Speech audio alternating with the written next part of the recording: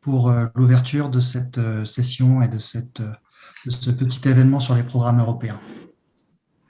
Merci Olivier, bonsoir à toutes et à tous. Madame la représentante de la Commission européenne, mesdames et messieurs les intervenants, chers participants, c'est un plaisir d'ouvrir ce soir cet événement avec vous qui êtes sur l'archipel, en Europe ou ailleurs dans le monde. J'en suis heureux d'abord parce que ce premier événement en ligne marque le début d'une série de partages et d'échanges sur notre coopération avec l'Union européenne. Notre allié européen s'est révélé être précieux dans la reconquête économique que nous avons initiée collectivement avec le schéma de développement.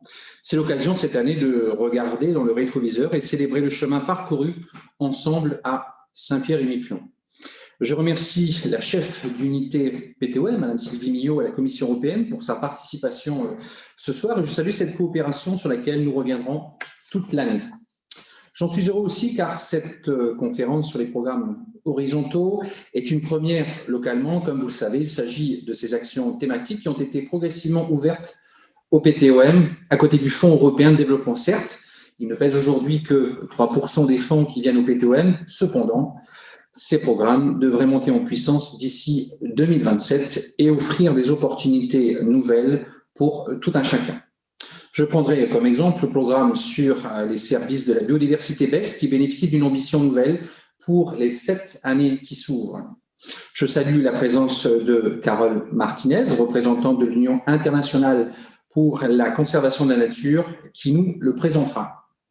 Je salue aussi, cher ami Fabrice Tellecea et la Fédération territoriale de la pêche et la protection du milieu aquatique qui ont récemment pris l'initiative de postuler sur un appel à projet environnemental et qui nous parleront de leur expérience. Avant d'entrer dans le détail sur ce domaine, nous accueillons 2 intervenants qui permettront de planter le décor de cette soirée qui nous donnera un aperçu de l'ensemble des possibilités offertes par les programmes horizontaux.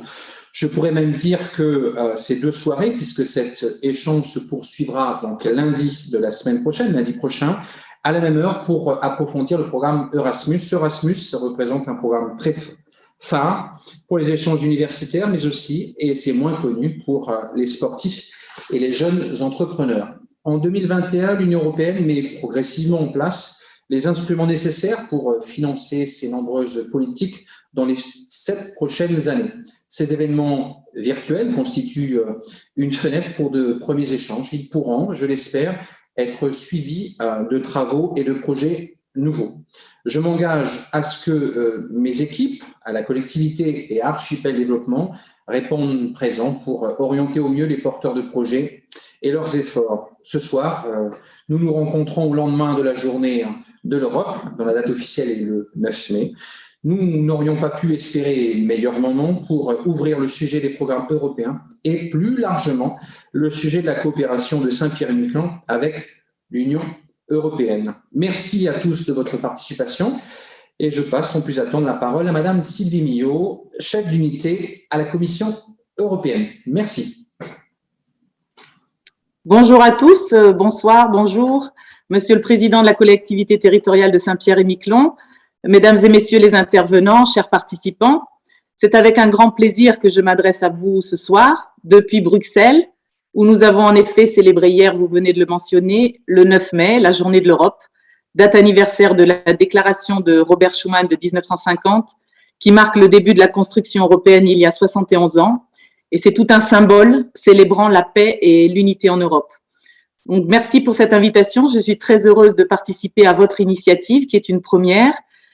Comme l'a indiqué Monsieur le Président, je m'appelle Sylvie Millot. Je suis en charge à la Commission européenne des relations avec les pays et territoires d'outre-mer, y compris Saint-Pierre-et-Miquelon, avec qui je dois dire que la relation est excellente et la coopération exemplaire. Mon intervention est l'occasion de réaffirmer que les pays et territoires d'outre-mer, dont Saint-Pierre-et-Miquelon, sont des partenaires privilégiés de l'Union européenne, des partenaires spéciaux avec un statut unique, car votre territoire ne fait pas partie de l'Union européenne, mais d'un de ses États membres, et vous êtes à travers lui des citoyens européens. C'est ainsi que nous aimons parler de la grande famille européenne qui nous lie. Et à l'heure des grands défis tels que la pandémie actuelle ou la lutte contre le changement climatique, ce sont des partenariats comme le nôtre qui nous rendent plus forts. Alors, un mot sur notre association qui dépend en effet d'une décision d'association d'outre-mer et qui encadre nos relations politiques, commerciales et financières. Politique, il s'agit d'avoir un dialogue ouvert à plus haut niveau entre nos gouvernants, qui culmine par un forum annuel où nous échangeons régulièrement sur nos sujets d'intérêt commun. Commercial, avec un accès privilégié au marché européen pour vos exportations.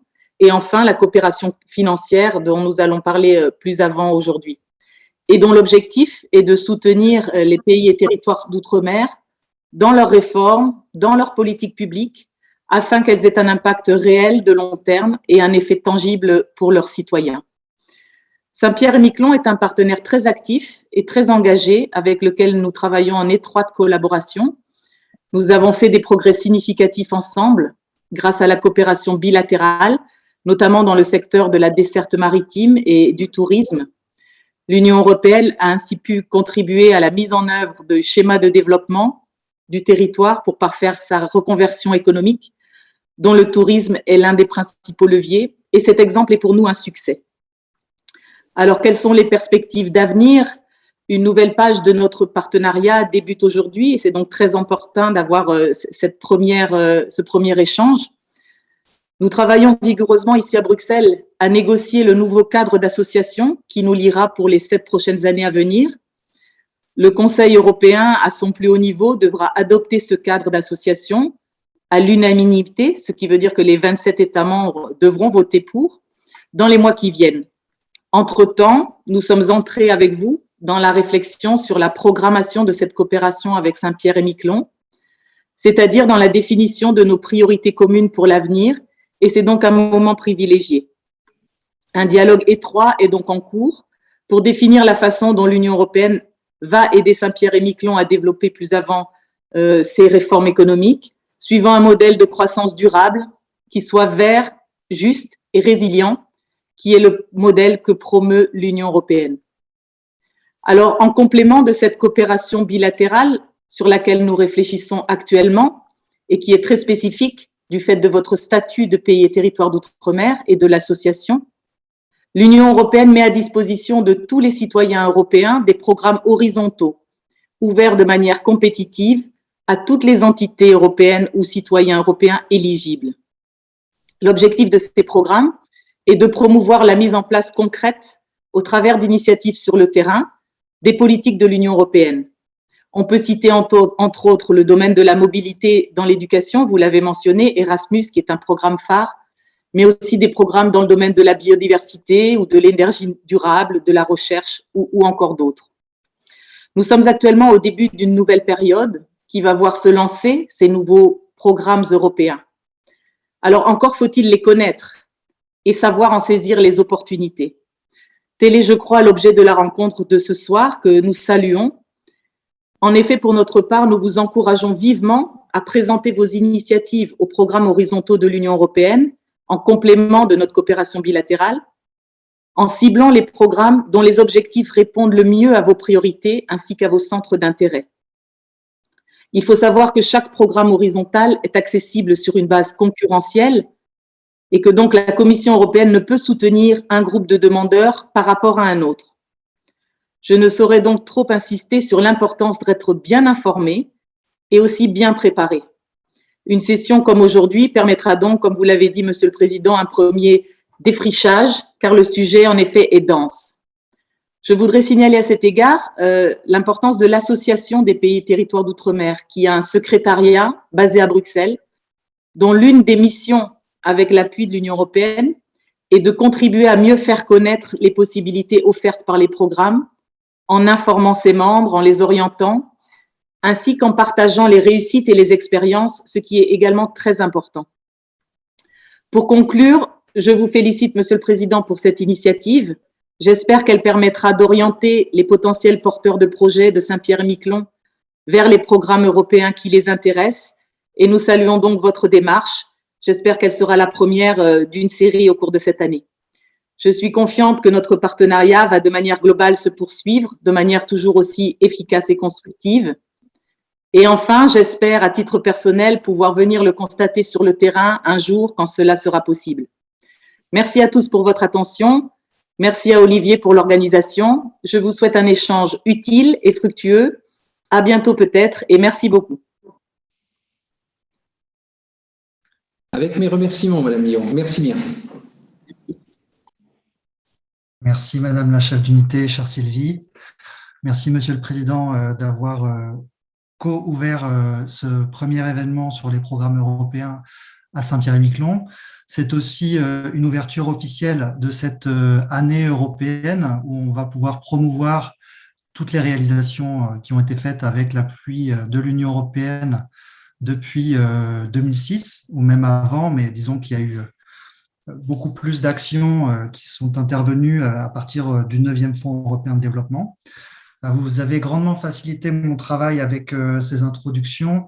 Je souhaitais simplement profiter aussi pour remercier la Commission européenne à travers toi, Sylvie, pour avoir aussi permis d'organiser cet événement dans de bonnes conditions avec l'appui de l'équipe d'Equinoccio.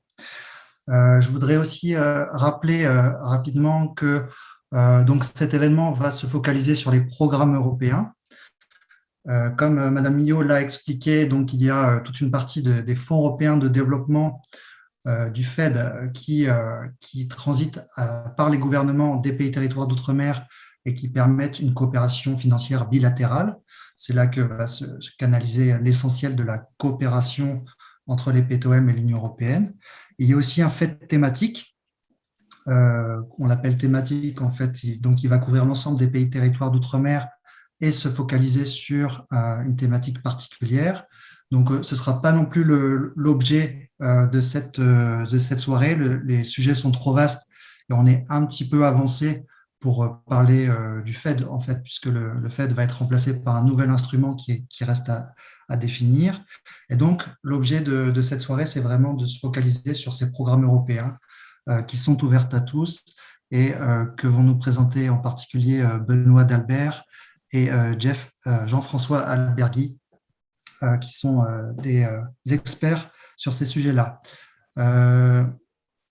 Président Briand, Sylvie Millot, je sais que vous avez des agendas chargés. Vous êtes bien sûr les bienvenus pour rester. Et également, on comprendra si vos agendas vous obligent à partir. Je sais qu'il y a des réunions importantes aussi qui se préparent à Bruxelles dans les prochaines semaines. Donc, on va commencer avec notre premier intervenant sur les programmes européens. Je voulais simplement, avant, saluer la présence de Karine Clairaut et Stéphane Clairaut de leur présence. Je sais qu'ils suivent avec attention les travaux d'Archipel Développement et je voulais les remercier de leur présence. Et donc, sans plus attendre, je vais passer la parole à Benoît d'Albert, qui est donc un consultant expert des programmes européens et qui va nous présenter, grâce aussi à sa spécialisation dans les pays territoires d'outre-mer, puisqu'il a été un chef de projet pour l'OCTA, qui a été ensuite remplacé par Martha, qui est avec nous.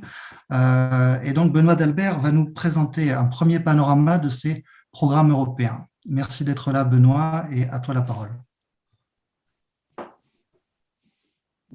Bonsoir à tous et merci beaucoup Olivier pour ces premiers mots. Bonsoir Monsieur le Président et je remercie également Madame Millot qui est dû nous quitter pour nous permettre d'être ensemble ce soir. Je m'appelle Benoît d'Albert, donc je suis basé au Danemark. C'est un petit peu original pour parler à des participants de Saint-Pierre-et-Miquelon, mais je suis français à l'origine et j'ai eu en effet l'occasion de travailler pour l'OCTA il y a maintenant 2 ans. Donc je connais bien la problématique spécifique des pays et territoires d'outre-mer et ce soir j'ai le grand plaisir de vous présenter un aperçu des programmes horizontaux. Je vais vous faire partager cette présentation. Attendez, je vais partager mon écran dans l'émotion. Je refais ça dans le bon ordre. Hop.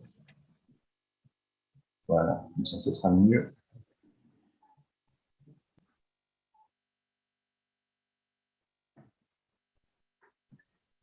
Donc, comme Olivier l'a annoncé, également Monsieur le Président, nous sommes au début d'une nouvelle période de programmation, donc 2021-2027. Tout d'abord, de quoi parlons-nous? Nous parlons d'un cadre financier pluriannuel C'est donc le budget de l'Union européenne, celui qui s'étale sur plusieurs années. Et comme vous pouvez le voir sur ce slide, contrairement au précédent budget européen, les chefs d'État et de gouvernement se sont mis d'accord pour ajouter une composante nouvelle, Next Generation EU, qui est le plan de sauvetage de l'Union européenne pour faire face à la situation que nous connaissons tous liée au Covid. Mais l'essentiel du budget européen, comme vous pouvez le voir, c'est ce qu'on appelle le CFP ou le MMF en anglais, donc Annual Financial Framework. Et on vous présente sur ce slide les 7 grandes rubriques d'intervention de la politique de l'Union européenne. Donc, en ce qui nous concerne ce soir, nous allons nous attacher au premier volet et au deuxième volet, donc le marché unique, qui va couvrir notamment des programmes comme Horizon Europe, comme Erasmus pour Young Entrepreneurs, et la deuxième partie, cohésion, résilience et valeurs, c'est là où se trouve par exemple le programme Erasmus, mais celui-ci, on va l'aborder la semaine prochaine. Commençons par peut-être celui que vous connaissez peut-être le moins bien, parce que quand on parle souvent projet, programme européen, la première remarque qui vient à l'esprit, c'est bureaucratie, et c'est vrai qu'elle existe, il ne faut pas se cacher, mais Jeff vous montrera comment on peut saisir l'opportunité malgré ces difficultés. Il y a un programme qui est assez peu connu, mais qui peut peut-être intéresser certains d'entre vous, certains entrepreneurs, il s'appelle Erasmus pour Young Entrepreneurs. Il n'est pas financé par le programme Erasmus, le nom prête à confusion, il est financé par un programme qui s'appelle COSME, qui est le programme de soutien à l'entrepreneuriat et aux PME. Et celui-ci a pour principal objectif de permettre des rencontres entre des nouveaux entrepreneurs et des entrepreneurs chevronnés. L'essentiel de ce programme est un programme d'échange qui permet à des entrepreneurs qui ont récemment lancé leur activité, en tout cas durant les 3 dernières années, de partir à l'étranger. C'est une dimension de mobilité très importante dans le programme pour aller se former auprès d'entrepreneurs qui ont davantage d'expérience et qui sont prêts à partager leur expérience en termes de créer un business, de contacter des partenaires étrangers, de créer de nouveaux marchés. Donc, c'est un programme qui a débuté il y a maintenant plusieurs années et les PTOM, comme Mme Mignot l'a souligné, sont éligibles à ce programme. Et du fait de la distance qui les sépare avec le continent, l'indemnité qui est proposée à ceux qui sont prêts à se lancer dans l'expérience est la plus élevée. Il faut quand même le souligner, c'est important. En termes d'indemnité, on parle de 1 100 € par mois, qui permet de couvrir les frais de logement, les frais de nourriture. En termes statistiques, ça correspond à peu près à 70% des qu'un entrepreneur va engendrer lors de son séjour à l'étranger. Mais durant 1 à 6 mois, il aura cette indemnité de subsistance qui lui permettra d'apprendre auprès d'un entrepreneur plus expérimenté et il pourra ensuite utiliser tout ce savoir pour développer son entreprise à Saint-Pierre-et-Miquelon. Alors, pour aller plus loin, je vous ai indiqué sur le slide, et j'espère que les slides seront partagés avec les participants après la réunion. L'inscription est très simple. Il s'agit simplement d'un formulaire en ligne dans lequel vous indiquez votre CV, vos lettres de motivation et votre business plan. Donc, c'est vraiment très léger. Et l'essentiel de ce programme est mis en œuvre par ce qu'on appelle des organismes intermédiaires. Ça fait par exemple des chambres de commerce, ça fait des associations de soutien aux entreprises qui vont en fait agir d'intermédiaire pour vous mettre en relation avec des entrepreneurs qui sont prêts à vous accueillir. Depuis 2009, plus de 20 000 entrepreneurs ont pris part à cette expérience. C'est quand même un sacré succès quand on considère le temps que le programme a couru jusqu'à présent. Parmi les secteurs représentés, on pense notamment à la publicité, à l'architecture, aux technologies de l'information et de la communication. Mais j'ai indiqué sur ce slide que les secteurs sont indicatifs, car le programme est vraiment ouvert à tous les secteurs. Donc, si vous êtes davantage dans l'artisanat, dans le secteur culturel, c'est également un programme dont vous pouvez vous saisir afin d'apprendre davantage auprès de vos pairs. Quand on parle de séjour de 1 à 6 mois, le retour qu'on a reçu de certains participants est que c'est long et l'éloignement par rapport à la famille n'est pas forcément chose aisée. Donc, le programme a introduit une flexibilité afin de permettre aux participants de fragmenter le séjour en une période plus courte. Mais peut-être encore plus intéressant pour certains parmi vous ce soir est la nouvelle initiative qui est née de ce programme, à savoir Erasmus pour Young Entrepreneurs Global, so iGlobal, qui vous permet de passer entre 1 à 3 mois au Canada, qui est beaucoup plus proche de chez vous, notamment dans les régions de l'Ontario, du Québec, de la British Columbia, où vous avez peut-être un petit peu moins de temps, mais vous pouvez également vous former auprès de ces entrepreneurs plus chevronnés. Et là, en cliquant sur le lien que je vous ai inséré dans la slide, dans la diapositive, vous pourrez avoir accès au formulaire de candidature en ligne et les modalités d'inscription et de mise en relation avec ces entrepreneurs sont très similaires à celles du programme que je viens de vous expliquer. Voilà un petit peu un programme qu'on ne connaît pas forcément très bien, mais sans bureaucratie, avec simplement la volonté de traverser et de franchir la frontière, vous pouvez accéder à des fonds européens et à de l'expérience qui sera, je l'espère, enrichissante pour vous. Le deuxième programme que je voulais rapidement aborder avec vous s'appelle Europe Creative, donc Creative Europe. Là, on parle de culture, on parle d'audiovisuel. C'est un programme qui est vraiment pour but de promouvoir la diversité culturelle et linguistique de l'Union européenne, ainsi que de mettre en valeur son patrimoine. Peut-être l'exemple le plus connu que l'on peut avoir à l'esprit, c'est la capitale européenne de la culture, dont vous avez peut-être entendu parler, sont en général une à deux villes, maintenant deux, qui chaque année représentent l'Europe et qui constituent des points focaux pour promouvoir le patrimoine culturel de l'Union européenne. Peut-être que certains parmi vous qui aiment la télé germano-allemande vont penser à Arte. Vous pouvez penser également au nombre de films européens qui ont été soutenus par le volet du programme Creative Europe qui s'appelle MEDIA. Donc, ce sont des actions que l'Union européenne finance. Il faut savoir que ce programme avait un budget assez limité lors de la précédente période de programmation. On était à 1,4 milliard d'euros. Là, comme vous voyez sur la slide, on est à 1 milliard d'euros de plus, donc il y a davantage d'opportunités, notamment sur le volet culture, qui concerne tous les secteurs en fait de la culture et de la création, hormis l'audiovisuel, et notamment par les taux de cofinancement qui sont proposés. Ils se sont en effet rendus compte lors de la précédente période de programmation que le programme n'était pas forcément très accessible aux petits porteurs de projets. Et donc, pour faciliter leur accès au programme, ils ont décidé d'accroître le taux de cofinancement à 80%. Donc, c'est-à-dire que 80% de vos frais éligibles sont remboursés par l'Union européenne. Et plus le projet en fait croît, plus le taux de cofinancement diminue. Donc, l'idée, à travers cette réforme, au sein de ce programme, de faciliter l'accès aux primo-porteurs et aux petites structures qui seraient intéressées par de la coopération dans le domaine culturel. Dans le domaine média, donc, comme je vous l'ai indiqué, c'est donc l'audiovisuel qui est primé, mais au-delà de la culture et de la promotion et de la création de films, dans le nouveau programme, l'accent est mis sur l'émergence de nouveaux talents et sur l'accès et l'utilisation de nouvelles technologies en lien avec l'audiovisuel. C'est peut-être également un domaine d'activité qui peut vous intéresser. En ce qui concerne le volet transsectoriel, peut-être un point qui peut être intéressant pour des porteurs de projets basés à Saint-Pierre-et-Miquelon concerne l'approche au niveau des médias.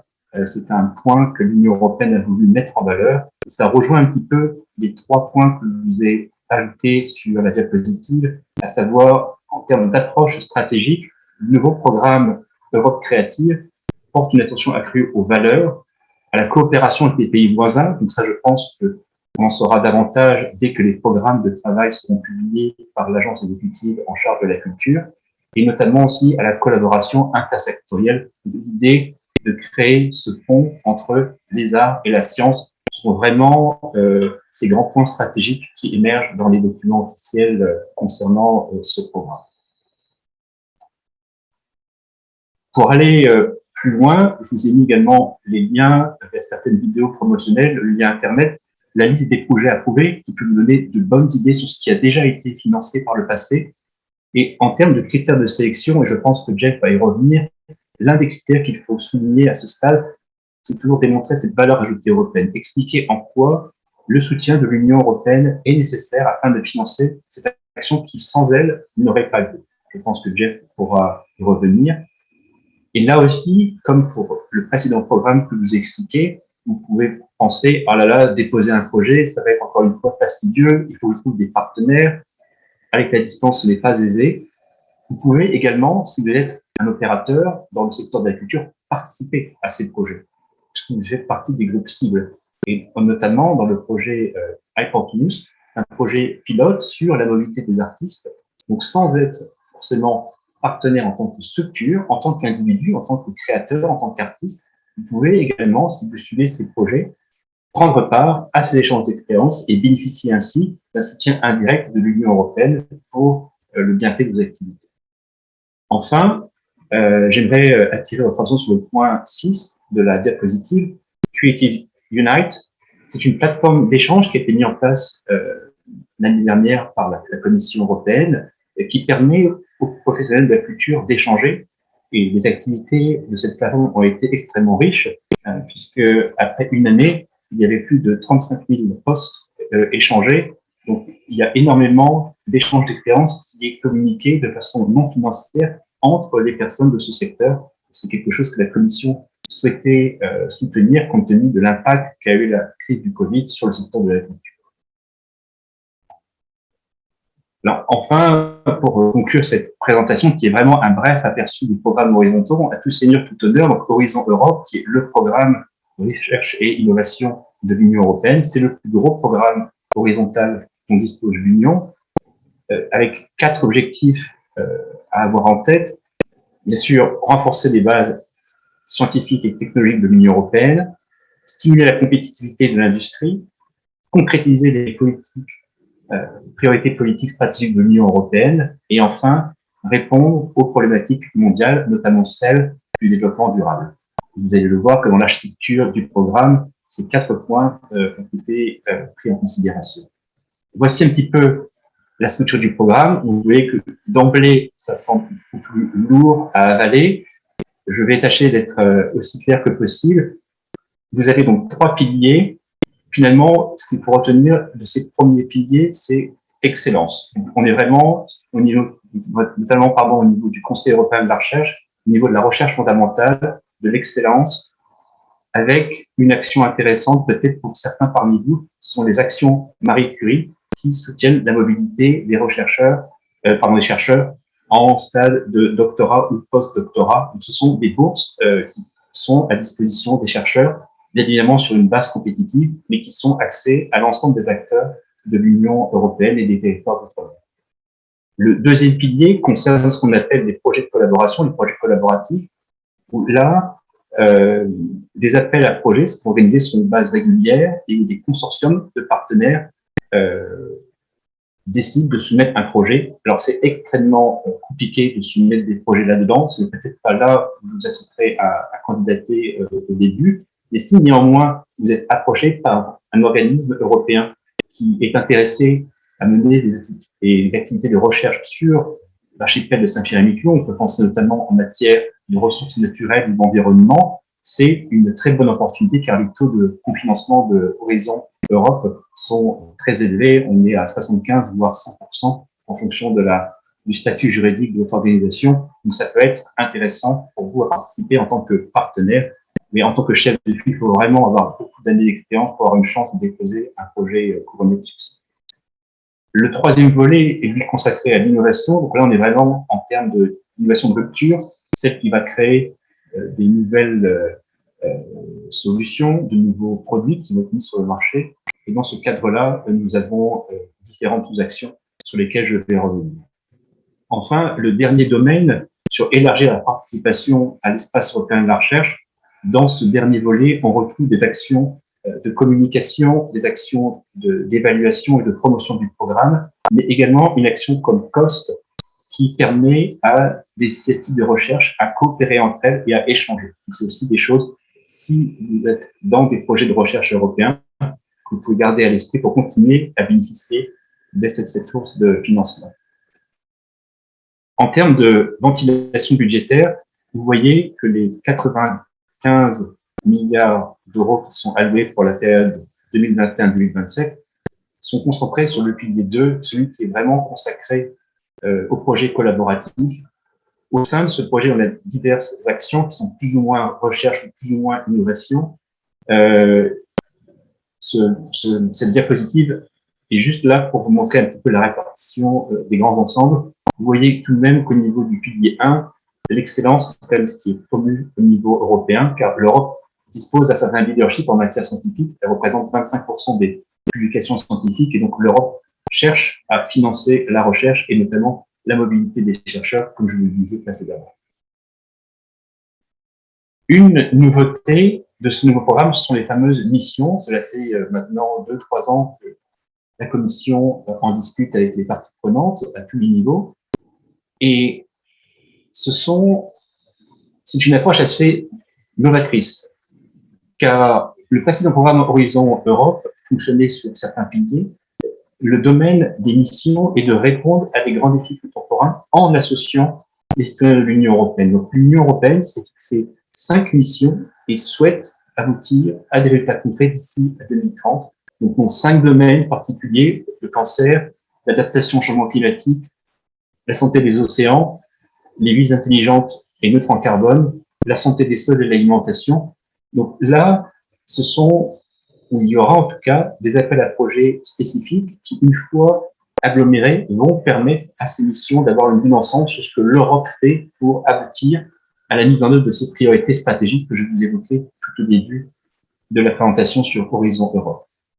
Ces missions sont bien évidemment gouvernées par des experts, des membres indépendants, mais ce qui est important dans cette diapositive, c'est l'implication des citoyens et sur des échanges réguliers qui ont lieu afin de récolter, de collecter le retour des parties prenantes sur la création de ces missions et sur la façon dont elles vont être mises en œuvre dans les prochaines années.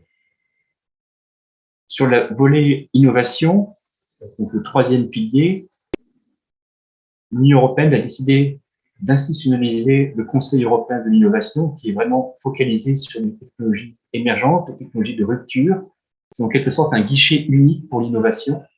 Ce sont des projets à fort potentiel qui sont promus, des projets à haut risque, à tel point qu'ils ne pourraient pas trouver de financement privé. Donc on est vraiment sur la recherche radicale, mais avec un angle sur la création de nouveaux produits et de nouveaux services sur le marché européen.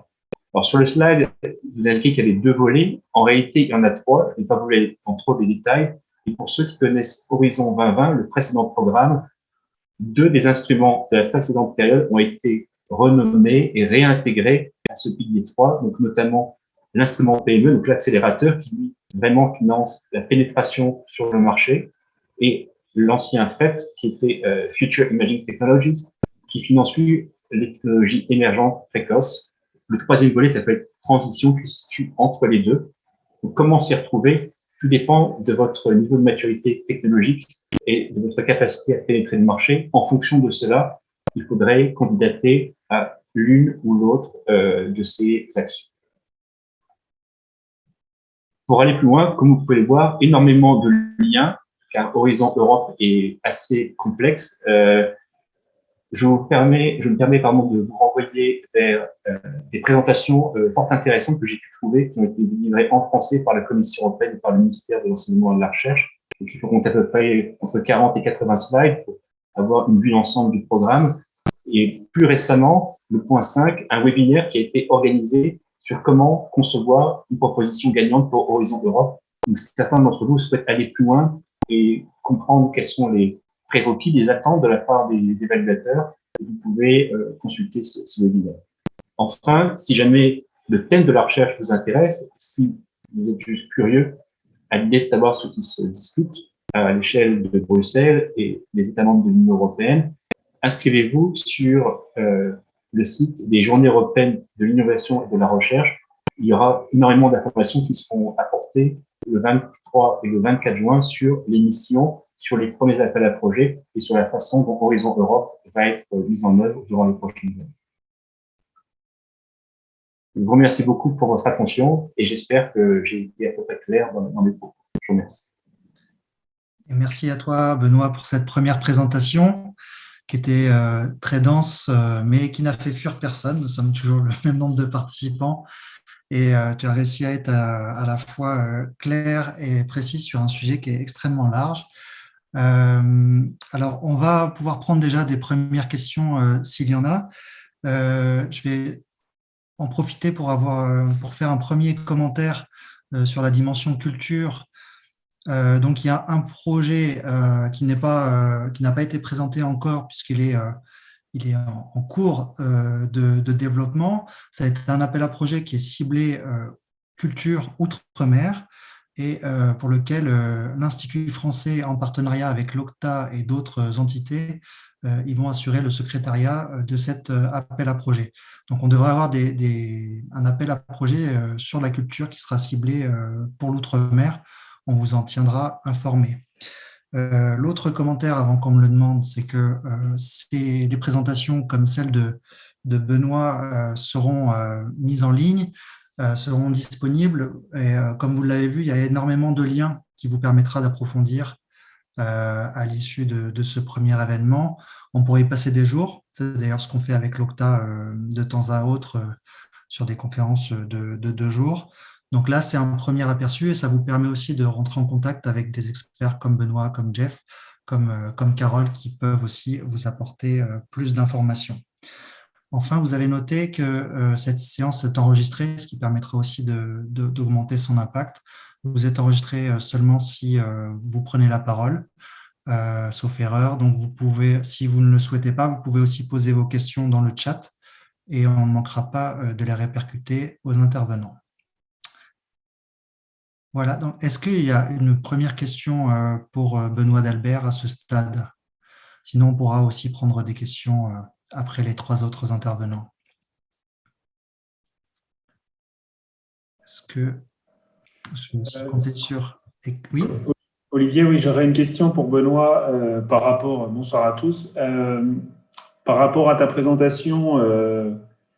Donc moi, je suis enseignant-chercheur, donc on a un peu l'habitude d'avoir ces présentations et les divers projets. Je voulais juste souligner qu'il y a un très haut niveau de compétition sur ces projets. Il y a des projets, à mon sens, qui ne sont pas malheureusement de mon niveau, par exemple, pour ne pas dénigrer Saint-Pierre-et-Miquelon, mais de mon niveau, parce qu'il faut des consortiums vraiment excellents et ça se joue sur les CV des gens. Il faut vraiment des gens qui ont des CV extrêmement importants. Donc, c'est extrêmement compétitif sur certains appels à projets.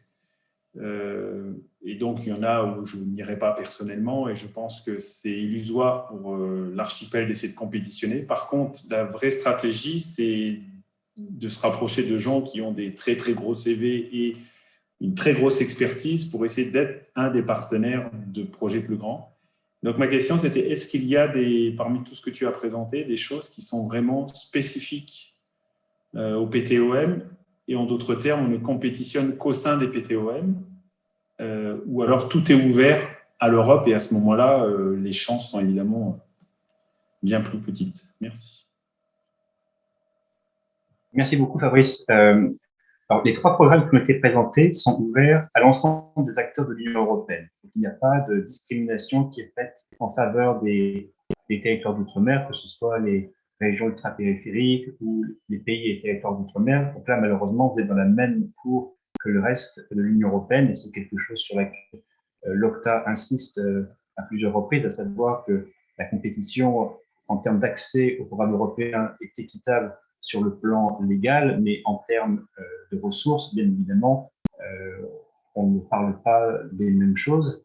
Néanmoins, je pense que Jeff va y revenir, l'important avec les projets européens, c'est avant tout de bien définir ses besoins et de ne pas chercher à courir après le programme qui a la plus grande gloire. Et je pense notamment ici à Horizon Europe. Moi, je rencontre beaucoup de porteurs de projets qui me disent « je veux absolument aller sur Horizon Europe parce que c'est le programme recherche et innovation ». Et en fait, il s'avère qu'il y a d'autres programmes plus petits, moins connus. Je pensais notamment au premier que j'ai évoqué, Erasmus pour les entrepreneurs, sur lesquels des petits porteurs de projets qui n'ont aucune expérience, et j'insiste, aucune expérience des programmes de l'Union européenne, peuvent en un CV, une lettre de motivation et un business plan partir à l'étranger. Et ça, pour des petits porteurs de territoires éloignés, ce sont des choses dont vous pouvez vous saisir et qui sont accessibles. Et donc là, j'espère qu'avec cette présentation, ça pourra être communiqué à un plus grand nombre sur la collectivité de Saint-Pierre-et-Miquelon, parce que ce sont justement ces opportunités concrètes qui sont méconnues et que les gens ne pensent pas à saisir. J'espère avoir répondu à ta question, Fabrice.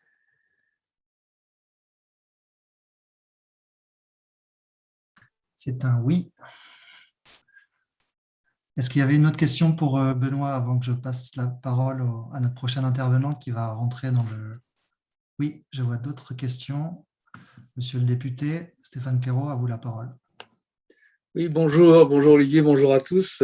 Merci de cette présentation. Ma question serait plutôt pour SPM Développement, parce qu'on voit bien ce que soulignait Fabrice Telechat tout à l'heure, c'est le niveau en fait de complexité que peut représenter une candidature pour ces appels à projets, d'autant que les appels à projets sont pas réellement dans la culture, bien ancrés encore dans la culture locale.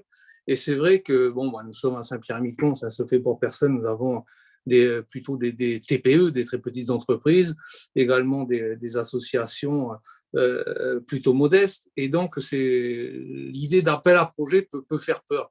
Donc, ce que je voulais savoir, c'est si au niveau de SPM Développement, s'il avait prévu justement des démarches auprès des entrepreneurs, des démarches auprès des associations, et si ces entrepreneurs et ces associations peuvent compter sur un accompagnement, justement, s'ils avaient des velléités, si on peut dire ça comme ça, justement de candidater, s'ils pouvaient compter sur un accompagnement et une aide ou logistique, en tout cas d'ingénierie, pour pouvoir candidater. Voilà, merci.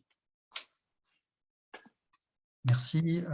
Je crois que je vais du coup prendre cette question. Effectivement, c'est très pertinent de le poser. On est un petit territoire avec les défis que ça représente pour ces appels à projets. Donc, on a déjà vu dans ce premier appel à projet, dans cette première présentation, qu'il y a différents niveaux de difficultés, différents niveaux de compétition.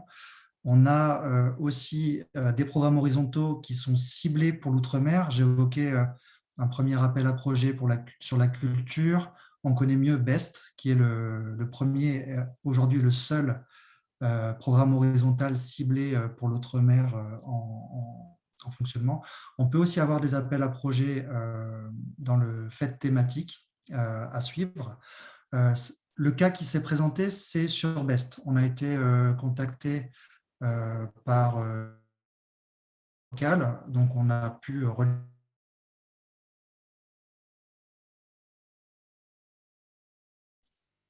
On n'entend plus Olivier, ou c'est moi, mais en tout cas, je Non, on t'entends a bien. perdu Olivier, on a perdu Olivier.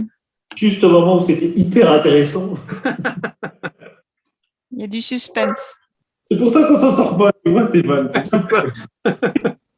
Donc, je propose qu'on va peut-être continuer avec la prochaine question pour l'instant. On a encore une autre question de la part de Martha. Et on va voir. J'espère qu'on va récupérer Olivier. Bonjour à tous depuis Bruxelles. Merci d'avoir organisé ce webinaire. Je voulais juste en fait ajouter un peu à ce que Olivier a mentionné sur les projets culture et l'aide qu'on peut donner aux organisations de Saint-Pierre-et-Miquelon pour développer des projets. Bien sûr, il y a toujours des options par les marchés privés, mais je dois dire que dans les cadres des projets culture qui est l'Institut français va coordonner avec le soutien de l'OCTA et un institut culturel de Madère, il y aura la possibilité de recevoir un soutien personnalisé pour réaliser pour créer des projets créatifs pour Europe Créative, parce qu'on voudrait que ces projets servent comme un tremplin pour les PTM pour accéder à l'Europe créative. Donc, je pense que ça, c'est une très bonne nouvelle. On va être capable de vous donner un soutien très personnalisé pour rédiger des candidatures, choses comme ça, dans le cadre du programme Europe Créative, mais aussi pour les programmes plus compliqués comme le Horizon Europe, il y a toujours la possibilité des points de contact national, que dans mon expérience, la France est toujours très accessible et très rapide à aider aux PTM qui veulent s'intégrer dans un projet ou dans un appel. Donc, c'est vrai qu'il faut aussi profiter un peu de ça, d'un point de vue de la France, ils sont très disponibles, normalement. Je ne peux pas parler pour tout le monde, mais c'est des bonnes nouvelles. Voilà, c'était Martha, pour l'instant. Merci. Je rappelle le début de ton intervention, mais je crois que je sais ce que tu as dit. Désolé Voilà. d'avoir été coupé.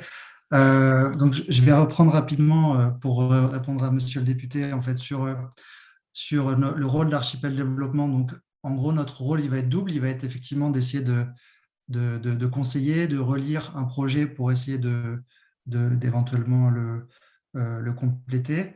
Un de notre rôle aussi, ça va être de faire de la veille, donc les antennes un peu du territoire avec l'appui de Martha qui est à Bruxelles pour essayer de trouver les bons projets et aller glisser dans l'oreille de quelqu'un à qui on pense qu'il peut réussir sur un appel à projet, et bien de lui donner les premières clés pour se positionner.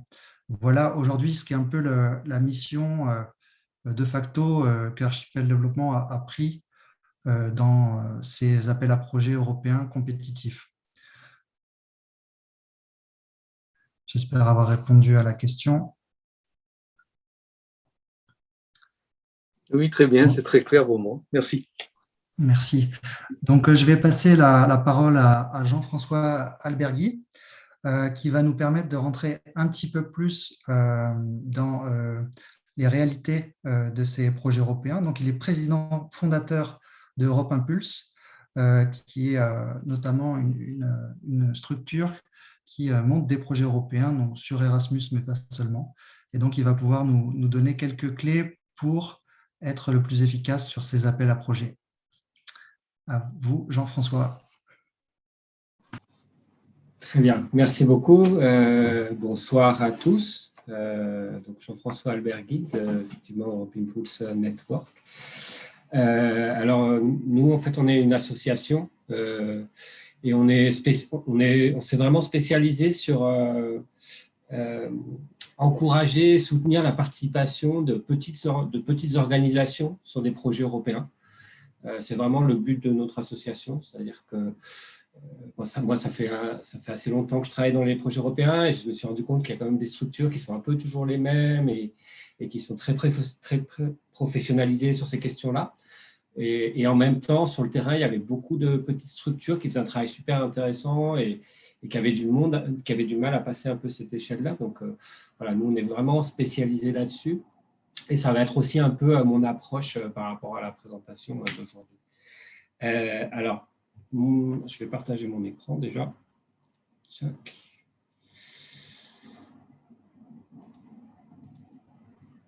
Voilà. Vous voyez mon écran, oui?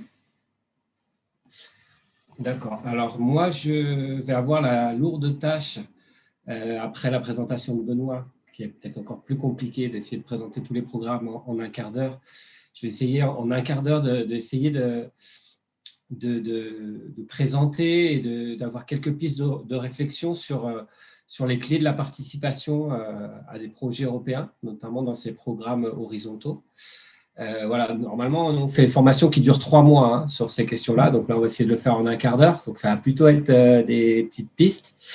Mais je pense que ça devrait vous éclaircir un peu sur ce qu'on parle depuis tout à l'heure, comment essayer de se positionner et de se préparer pour pouvoir accéder un peu à toute cette diversité de programmes qui est réellement immense et pouvoir participer à ces appels à projets voilà, d'une manière assez efficace. Alors, je vais commencer un peu par sur une réflexion sur des questions qui vont être transversales un peu à tous ces projets, à tous ces programmes, c'est-à-dire surtout actuellement, là, au sortir de la crise Covid, avec la thématique du Brexit, les nouveaux programmes, un peu toute la stratégie européenne, comment les diriger et un peu quelles questions on va essayer de développer quand on va participer à ces projets. Donc, la première thématique super importante et transversale de quasiment tous les programmes, alors d'une manière ou d'une autre, hein, plus ou moins directe ou indirecte, ça va être toute la question du développement durable avec le pacte vert pour l'Europe. C'est-à-dire que cette dimension verte, c'est quelque chose qui va être recherché dans tous les programmes, c'est-à-dire dans les programmes de recherche comme Horizon Europe que vous a présenté Benoît, mais d'autres programmes comme Erasmus+, qui est normalement plus en lien avec l'éducation et la formation, d'autres programmes comme Europe créative. C'est une dimension qui va être présente dans tous ces programmes, et même si le programme auquel vous avez participé, l'appel à projet auquel vous avez participé n'est pas spécifiquement là-dessus, c'est quelque chose qu'il faudra que vous apportiez dans votre candidature. Donc, la deuxième dimension est aussi super importante, notamment sur des programmes comme Erasmus+, on a vu où ça avait pris vraiment énormément de poids. C'est toute la question de la transformation digitale. C'est-à-dire, on a assisté à travers la crise du Covid à un changement de modèle, un changement de pratique sur beaucoup de choses, notamment au niveau de l'éducation, au niveau du commerce, au niveau de plein de choses de notre vie quotidienne.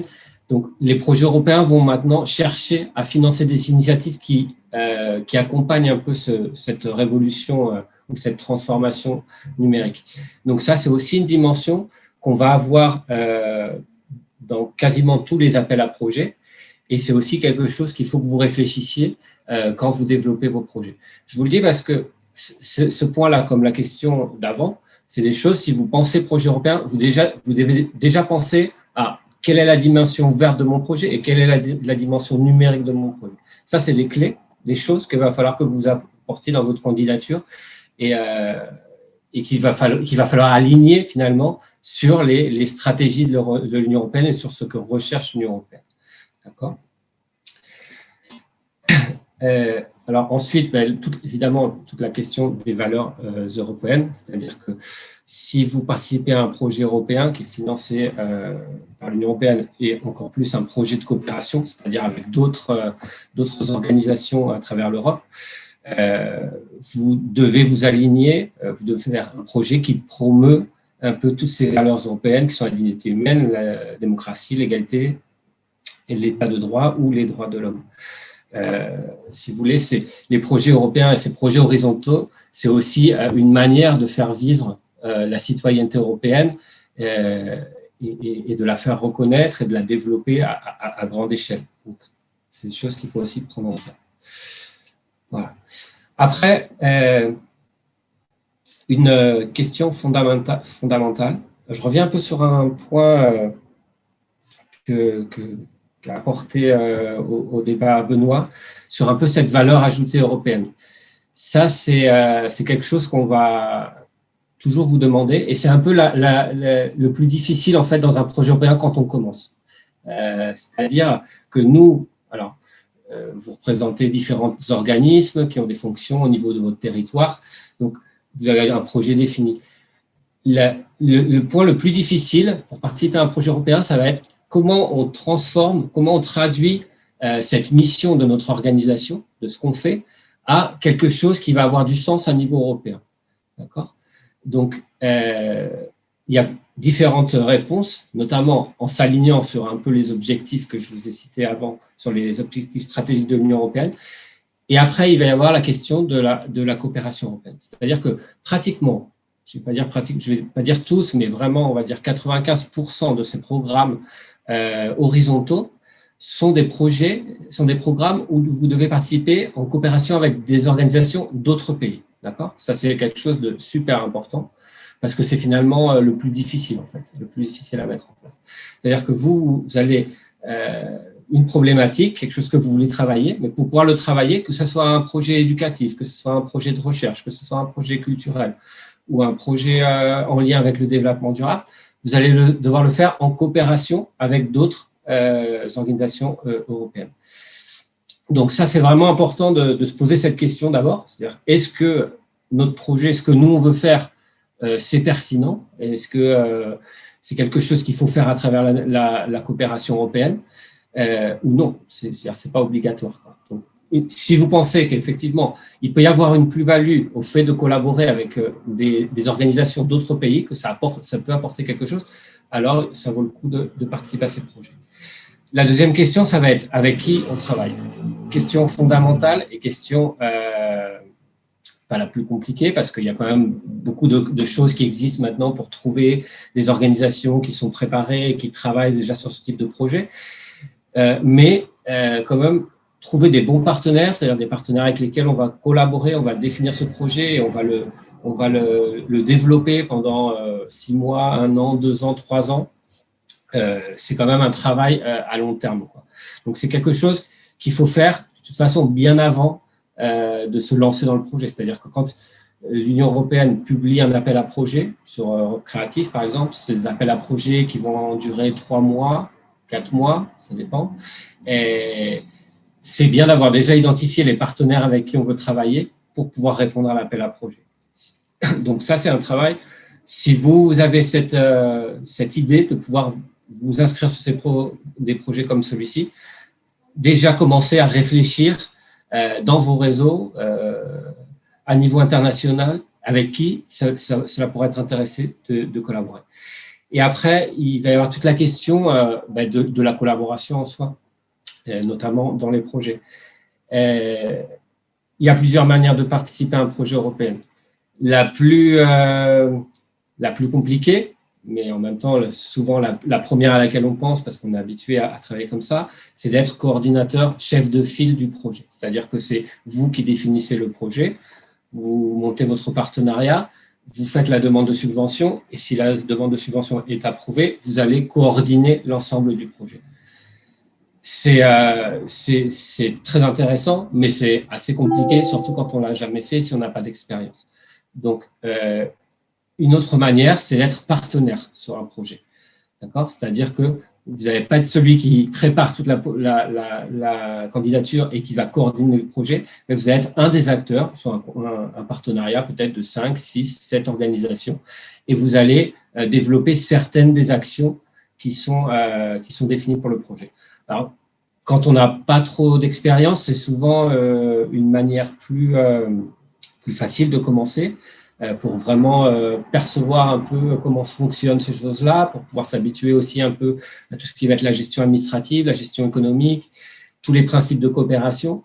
C'est quelque chose, en général, qu'on conseille aux gens avant de devenir chef de file, de passer par là, et aussi pour tisser un peu ces réseaux.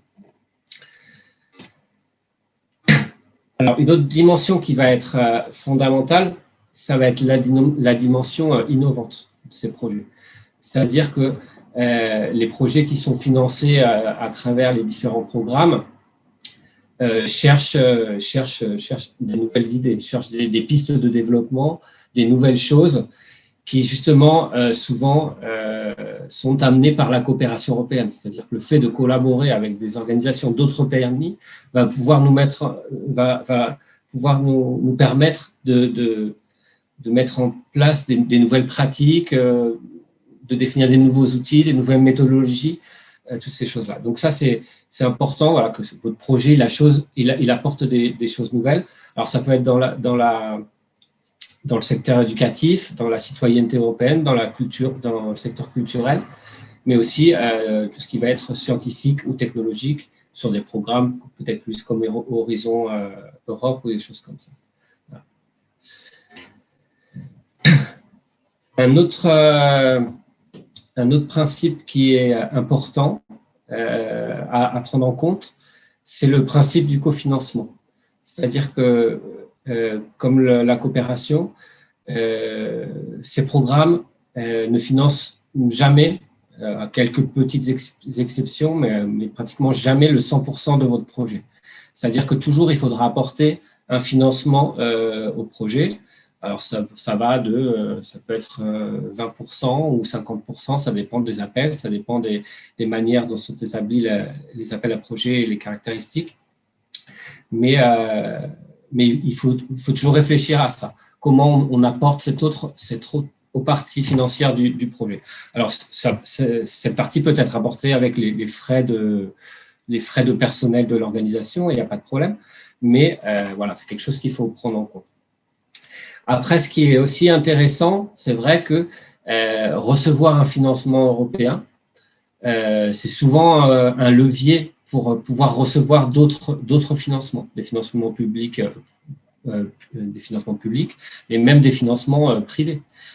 C'est-à-dire que le fait d'avoir un financement européen sur un projet déjà international de coopération à niveau européen vous garantit déjà une visibilité assez importante, vous garantit de pouvoir mener à bien une mission à grande échelle. Donc ça peut être rapidement attractif pour d'autres organisations qui peuvent appuyer votre projet. Voilà. Et après, et finalement, ces projets, je pense que c'est important aussi de considérer que c'est des projets, je ne vais pas rentrer trop dans le détail, mais qui sont orientés à l'impact. C'est-à-dire que quand on définit le projet, on doit se poser la question dès le début de qu'est-ce que notre projet il va changer, quel va être son impact à court terme, à long terme, sur les personnes, sur les organisations, sur les territoires. Et vraiment construire notre proposition autour de ça. Je pense que c'est quelque chose de très important. Et c'est quelque chose, de toute façon, après, techniquement, sur tout ce qui va être question de montage de projet, on vous demande de bien définir, de bien quantifier, d'expliquer bien aussi comment vous allez faire un peu tout ce suivi de l'impact et garantir que ce que vous prévoyez va être atteint. C'est pour ça que c'est quelque chose qu'il faut réfléchir dès le début. Donc, cet impact, il peut se traduire sur l'emploi, l'entrepreneuriat, tous ces points-là qui sont en lien avec les grandes priorités de l'Union européenne. Mais c'est quelque chose qu'il faut bien définir. Et par rapport à l'impact, je vais rajouter quelque chose que je n'ai pas fait de slide. Ça va être toute la dimension communication et toute la partie diffusion en fait, des résultats, qui est aussi fondamentale. Qui est en soi un critère d'évaluation de projet. C'est-à-dire que l'évaluateur, quand il lit votre projet, sa capacité à pouvoir être visible, à avoir de la visibilité et à diffuser aussi les différents résultats qu'il produit, aussi bien localement que dans différents pays de l'Union européenne, cette capacité qu'il va avoir est très, très importante. Par exemple, sur des appels à projets, là, par exemple, sur les Erasmus+, on parle de 30% de la note, de l'évaluation, qui est sur les questions d'impact et de diffusion des résultats. Donc, c'est aussi quelque chose qu'il faut prendre en considération, c'est-à-dire qu'on ne fait pas juste notre projet pour nous et avoir notre petit truc, on va développer à niveau local. Non, c'est quelque chose qu'on développe nous-mêmes avec nos partenaires et après qu'on va diffuser, essayer à grande échelle, aussi bien localement qu'à niveau européen ou à niveau national. Alors, je vois le chat qui s'allume, je ne sais pas si c'est des questions, mais on va faire ça après. Alors, je voulais aussi… alors, comme je suis conscient que toutes ces présentations et toutes ces terminologies, c'est quand même assez opaque et assez conceptuel. Je voulais juste vous apporter quelques petits exemples de projets. Mais je me suis centré sur des projets relativement petits. Alors, petits pour l'Union européenne, hein, parce que les budgets européens, les budgets des projets européens, ça peut aller de quelques milliers d'euros à quelques millions d'euros. Donc, on est plutôt resté sur des projets petits, qui sont des projets qui sont plus faciles à mettre en place et qui sont plus faciles pour commencer justement à se positionner un peu sur cet échiquier des projets européens et rencontrer les acteurs. Donc, alors ça, c'est un projet que moi, j'aime beaucoup. Alors, c'est un projet qu'on a fait avec mon association, c'est aussi pour ça que je l'aime beaucoup. Mais parce que c'est vraiment un tout petit projet, mais qui a eu un impact quand même considérable. Si vous voulez, le financement que nous, on a demandé, c'est pour emmener un groupe de personnes. Alors, j'habite en Espagne, à Valence. Alors, un groupe de personnes, d'activistes culturels, on va dire, dans les zones rurales, les emmener en Corse pour connaître un projet culturel. Donc, on a fait cette demande de subvention au programme Erasmus+. Je crois qu'on a eu, c'était 6 000 €, quelque chose comme ça, donc vraiment une petite somme, quoi.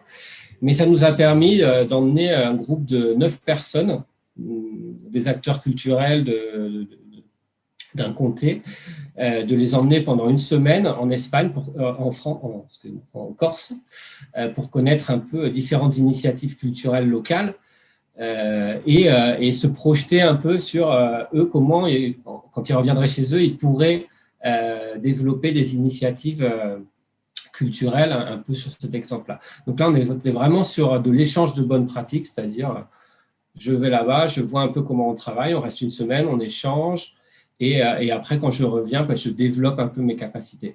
Et vraiment, ça, c'est vraiment des projets Erasmus+. Alors, je ne vais pas m'étendre parce que vous avez une séance la semaine prochaine là-dessus, mais c'est vraiment le format classique.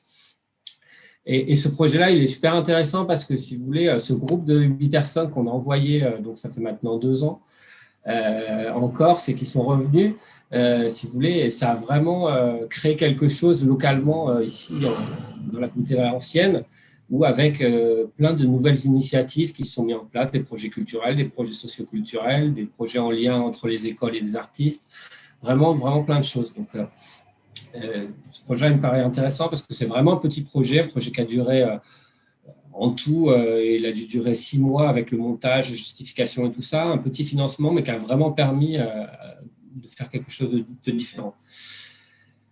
Après, je vous ai mis celui-ci parce que c'est aussi quelque chose qui a été mis en place dans une toute petite île en Irlande. Et c'est un séminaire alors c'est une association irlandaise qui s'est associée avec des gens de là-bas pour monter un séminaire avec des activistes, des jeunes activistes de toute l'Europe sur différentes questions, pour créer un séminaire d'échange et d'apprentissage un peu autour de leur pratique. Donc voilà, pareil, là c'est un projet Erasmus+, donc ça devait être un financement peut-être un peu plus conséquent, peut-être de 30 000 €, qui a permis d'organiser ces 10 jours de formation avec des gens qui venaient de toutes, il y avait je crois qu'une douzaine ou une quinzaine de pays, pendant une semaine, de travailler ensemble, d'échanger sur leurs pratiques et de développer un peu voilà, des nouvelles méthodologies et des outils de travail par rapport à l'activisme médio-ambiental, l'activisme culturel ou toutes ces questions-là. Et je vous ai mis aussi alors un exemple. Alors ça, ce n'est pas un projet, c'est un réseau. Alors les réseaux, c'est important, je pense que vous connaissez, mais à niveau européen, quand on veut participer aux projets européens, les réseaux sont importants parce que c'est une manière en fait voilà, d'établir cette coopération européenne dont on a parlé, d'avoir des contacts et de pouvoir un peu se développer sur ce type de projet et se positionner. Donc là, c'est un réseau qui a été monté, European Small Island Federation. Alors c'est un réseau de 1640 petites îles européennes. Il y a énormément d'îles plutôt du nord, c'est-à-dire de la Finlande, de la Suède, de l'Écosse, mais il y a aussi des îles méditerranéennes en Grèce, en Croatie. Et ce qu'ils font, c'est échanger un peu entre eux sur comment vivre un peu et comment développer un peu la vie sur ces îles-là. Et en même temps, accéder à des projets de financement européens. C'est-à-dire que ESIN, la fédération, enfin le réseau, une de ses missions, ça va être de capter des financements européens pour en faire bénéficier les membres de son réseau, qui sont toutes ces petites îles. En fait. Merci Jean-François. Oui. Je me permets de vous interrompre parce qu'il va falloir conclure, mais on a vu déjà des exemples qui montrent la richesse des possibilités. Si on devait retenir un exemple ou une leçon qu'il faudrait retenir pour être efficace sur les programmes européens, qu'est-ce que ce serait ? Pour moi, la clé, ça va être de prendre du temps pour créer son réseau, en fait.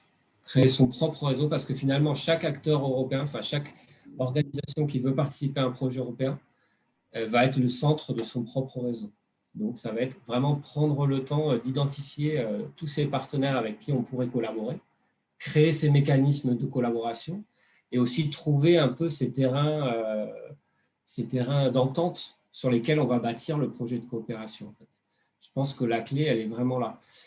Et après, ça peut être aussi de ne pas hésiter à se faire accompagner sur le montage, sur évidemment tout ce qui est identification des financements, qui sont des choses plus ardues quand on n'a pas l'habitude. Donc, pas hésiter à intégrer des réseaux ou des associations qui peuvent nous accompagner un peu sur ces questions-là. Merci. Et on vous transmettra aussi les contacts de Benoît Dalbert et Jean-François Albergui si vous avez plus de questions ou si vous souhaitez avoir un appui particulier. Si ça vous convient, à moins qu'il y ait une question qui soit très pressante dans notre assemblée, je proposerai de passer la parole à Carole Martinez, qui est la coordinatrice du programme BEST à l'Union internationale pour la conservation de la nature, que les Saint-Pierre et Miquelonais connaissent maintenant, puisqu'il y a eu un reportage hier sur le programme BEST au journal télévisé. Carole a été la coordinatrice de ce programme maintenant depuis quelques années, au bénéfice des PTOM et parfois également des régions ultrapériphériques. Donc, elle va pouvoir nous donner un panorama de ce programme après presque 10 ans d'existence maintenant. À toi la parole, Carole. Merci beaucoup, Olivier. Un grand merci pour cette initiative et toutes mes félicitations pour cet événement, je pense très, très utile. Je vais vous proposer un petit panorama, en effet, de l'initiative BEST, qui est un programme dédié à la conservation de la biodiversité dans tous les outre-mer européens, donc nos régions ultrapériphériques et pays et territoires d'outre-mer. Ce programme vise à la fois la mobilisation de connaissances pour mieux comprendre les enjeux de biodiversité, de sa conservation, l'importance de préserver les écosystèmes, mais aussi de gérer durablement les ressources. Et sur la base de cette mobilisation de connaissances, de passer à l'action au travers d'un mécanisme dit de financement. Et cela des pôles aux tropiques, de l'océan Pacifique à l'océan Indien et de l'Atlantique Nord à l'Atlantique Sud. Donc, comme vous pouvez le voir, le programme BEST vise à travailler, à libérer des initiatives, à supporter les acteurs locaux, territoriaux, pour mettre en place de nouvelles actions. Il trouve son origine dans la toute première conférence de l'Union européenne dédiée à la biodiversité et au changement climatique qui s'est tenue en 2008 à La Réunion. Première conférence qui s'est tenue sous présidence française, ça nous rappelle un certain agenda l'année prochaine.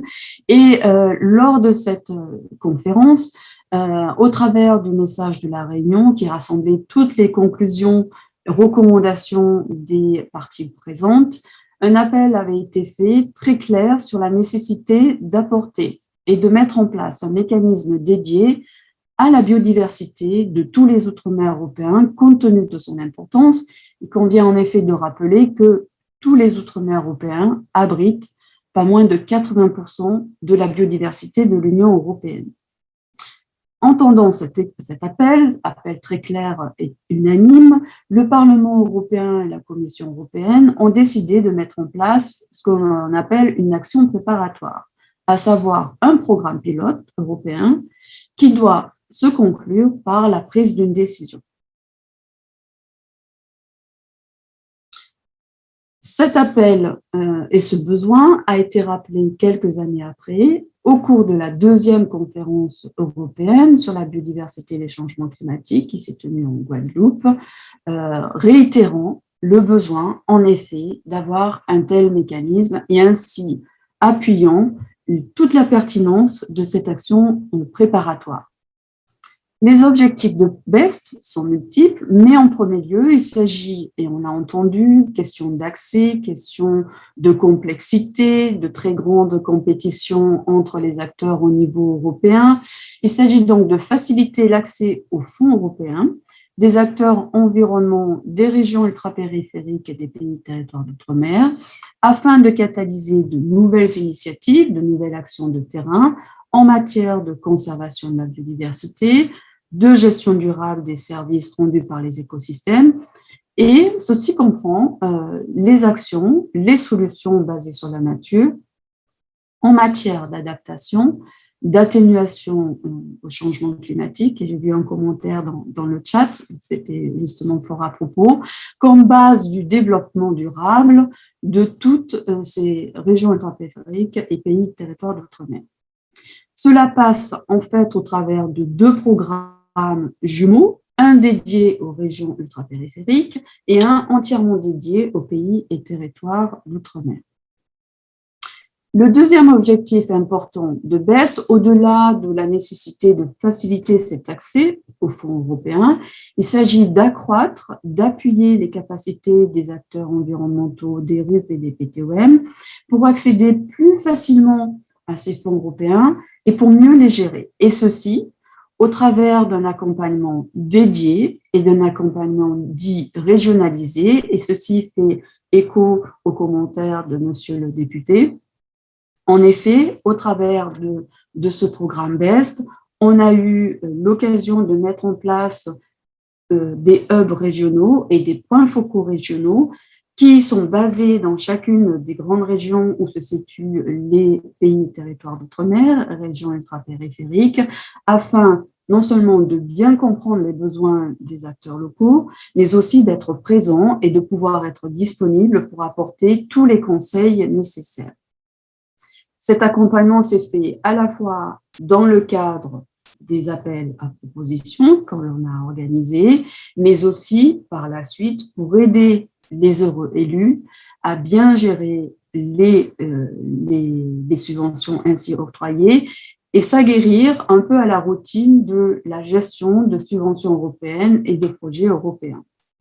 Et enfin, ce n'est pas le moindre, le troisième objectif de BEST est d'augmenter la visibilité des acteurs, des autorités, des régions ultrapériphériques et des PTOM comme partenaires clés de la réalisation des objectifs internationaux et de la stratégie européenne de la biodiversité.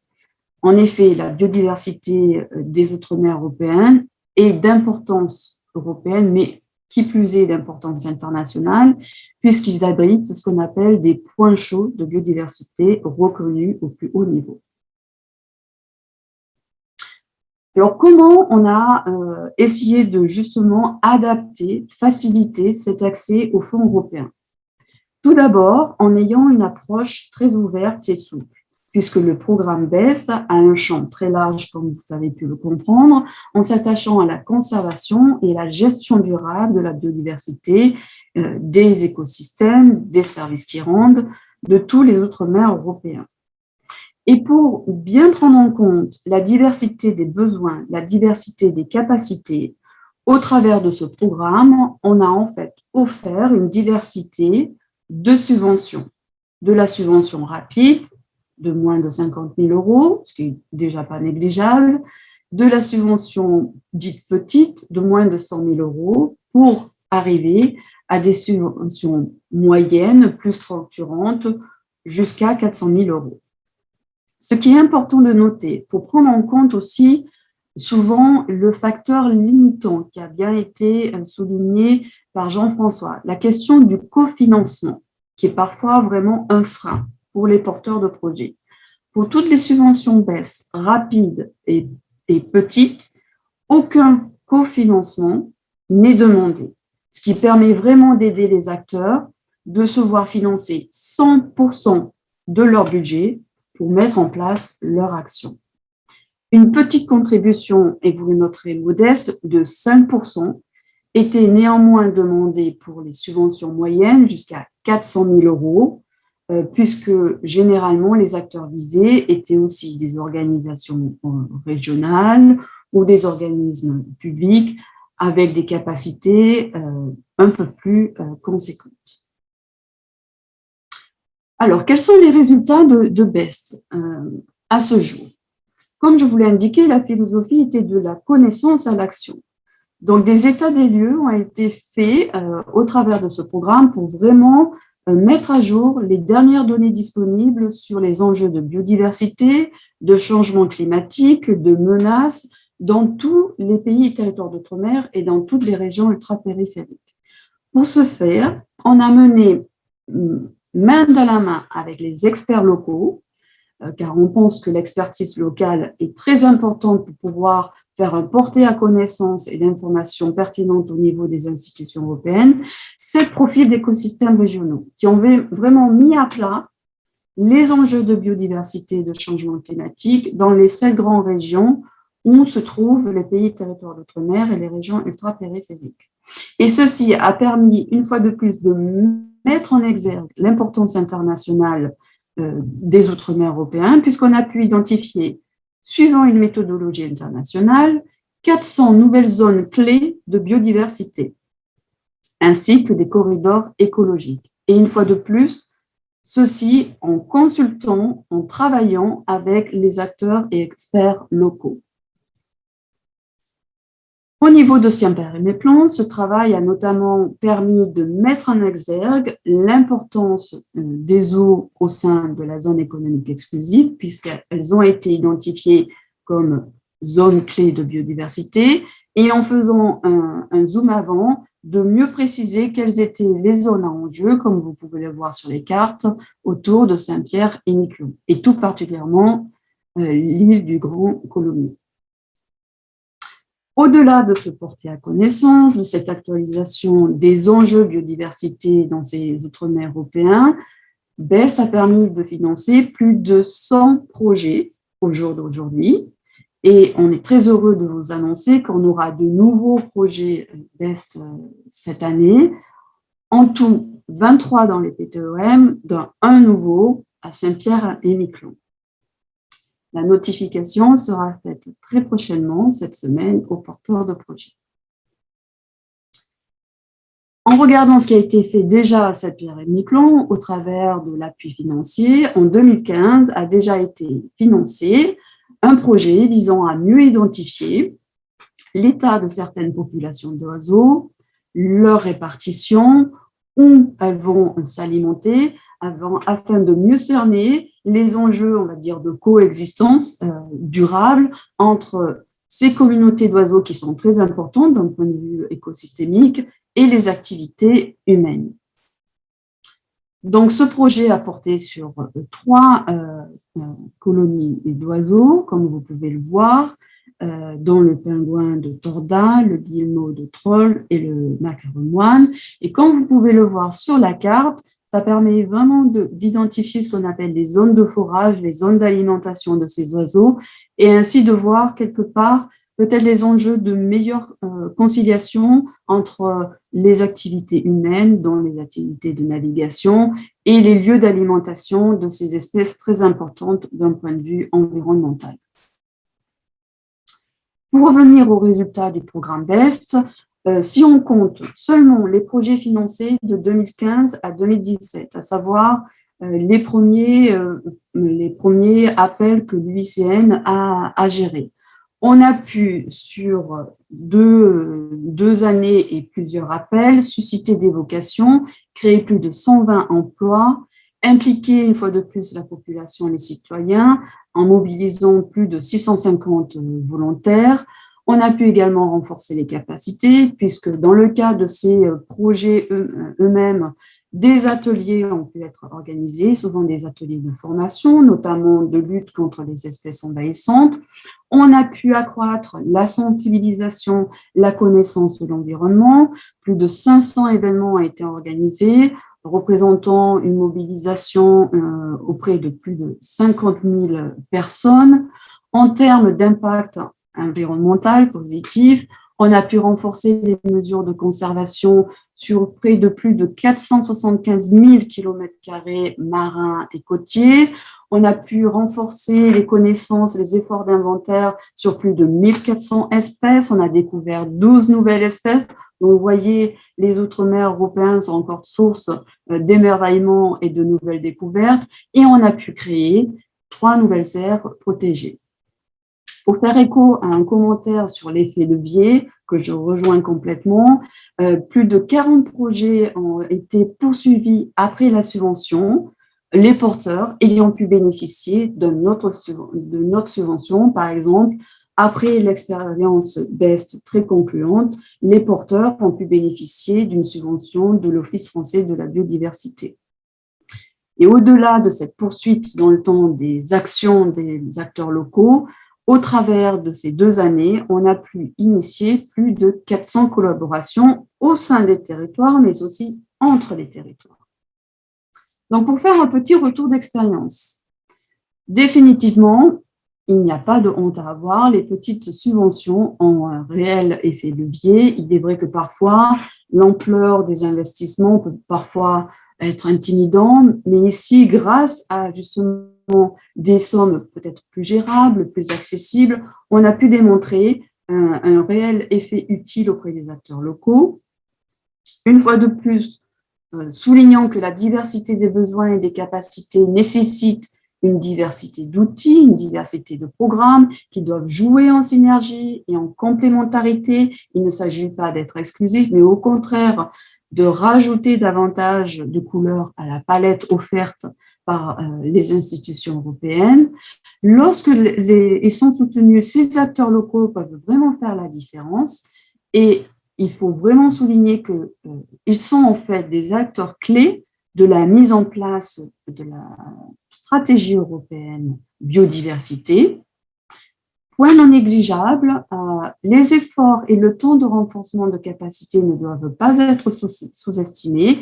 Et grâce au soutien de la Commission européenne, on a pu vraiment investir en temps et en hommes et femmes pour vraiment être auprès des acteurs locaux, répondre à leurs questions, leur donner, leur prodiguer des conseils. Et ceci a vraiment payé, puisqu'en fait, les retours qu'on a eus sur les efforts de renforcement de capacité ont souvent été très, très, très positifs. Remercions la disponibilité, remercions la qualité des avis, des conseils et ainsi de l'appui technique apporté aux acteurs locaux.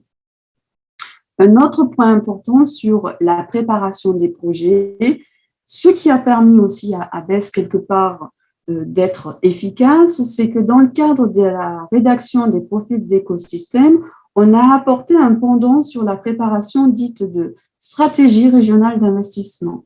Une fois sur une base très participative, on a demandé aux acteurs locaux, selon vous, sur la base de cet état des lieux actualisé de la biodiversité et des enjeux en termes de changement climatique, quelles sont les actions prioritaires à porter sur vos territoires? Eh bien, grâce à ce travail de pré-réflexion pour définir des actions prioritaires, ceci a vraiment aidé les acteurs à se préparer aux appels qu'on allait organiser. Et enfin, la simplification des mécanismes de financement doit être poursuivie. L'UICN a vraiment fait un travail de fond pour voir comment on pouvait rendre plus simple, plus accessible le soutien européen. Il y a encore des marges de progrès, mais je pense qu'il serait intéressant de réfléchir aussi, particulièrement dans le cadre de cette décennie, comment les règles de financement européennes pourraient rendre plus simples, plus accessibles les projets environnementaux. Et on voit que parfois, il y a des conditions plus favorables, par exemple dans le cadre de la recherche, qui mériteraient d'être appliquées aux projets environnementaux. Donc sur ce, je vous remercie grandement et puis je reste à votre disposition pour des clarifications ou des questions. Merci beaucoup. Merci Carole.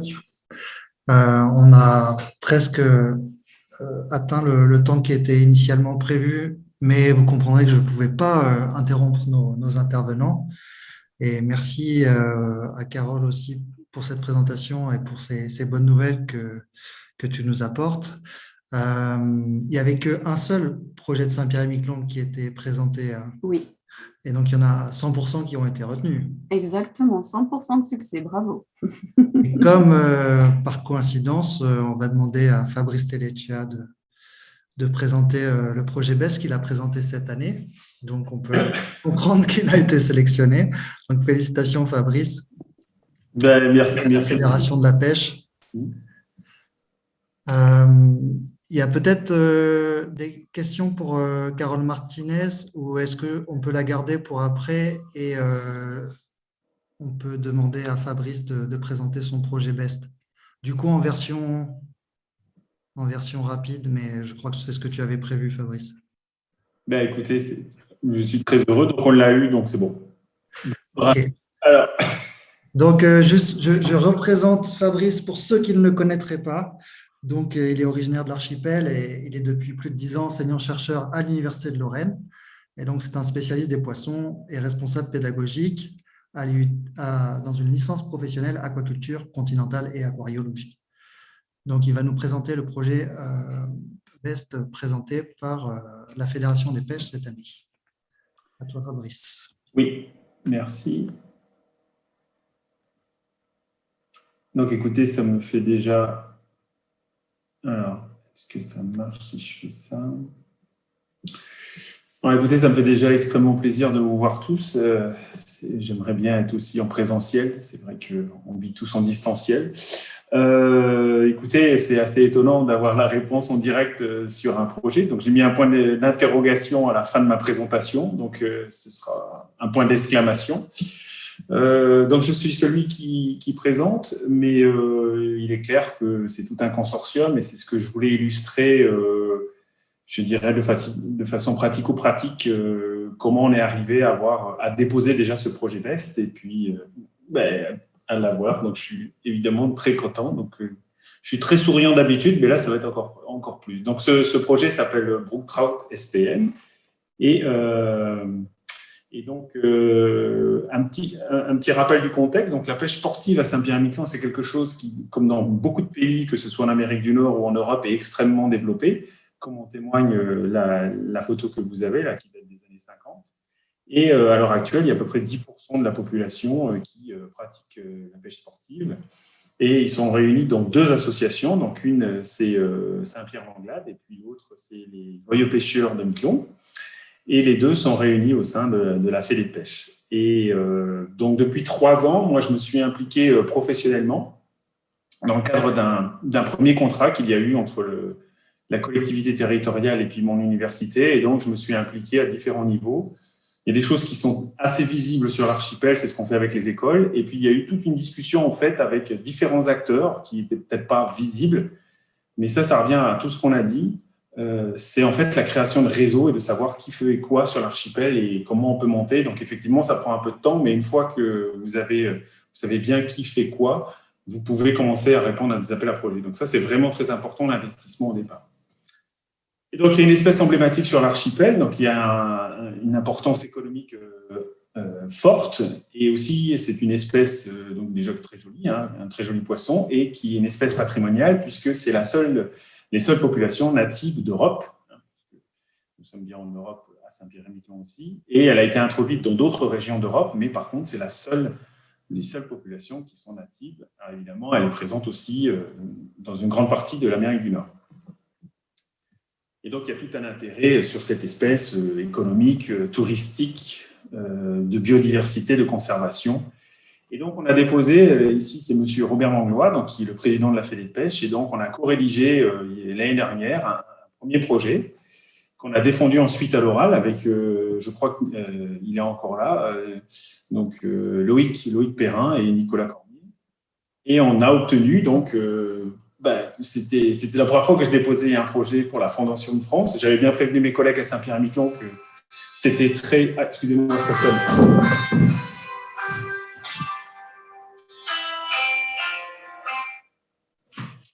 Ça, c'est parce qu'on est en retard et c'est l'interview, vous voyez, donc c'était à 18h30. Donc, c'est la Fondation de France. Donc, j'avais prévenu mes collègues que c'était extrêmement compétitif et on a réussi à l'avoir. Donc, vous voyez, il y a la Fédé de pêche et puis mon université et 6 autres instituts qui participent, donc ce qui montre encore l'obligation d'avoir un consortium très fort lorsqu'on dépose des projets. Alors, fort de cette première réussite, on a fait une deuxième réussite puisqu'on a déposé un projet pour avoir dans le cadre d'un appel à projet franco-québécois. Donc, on a obtenu un financement de thèse avec ma collègue Céline Audet à Rimouski. Et puis, grâce à Olivier qui nous a parlé, qui m'a contacté en me parlant du projet BEST, enfin de l'appel à projet BEST, pardon.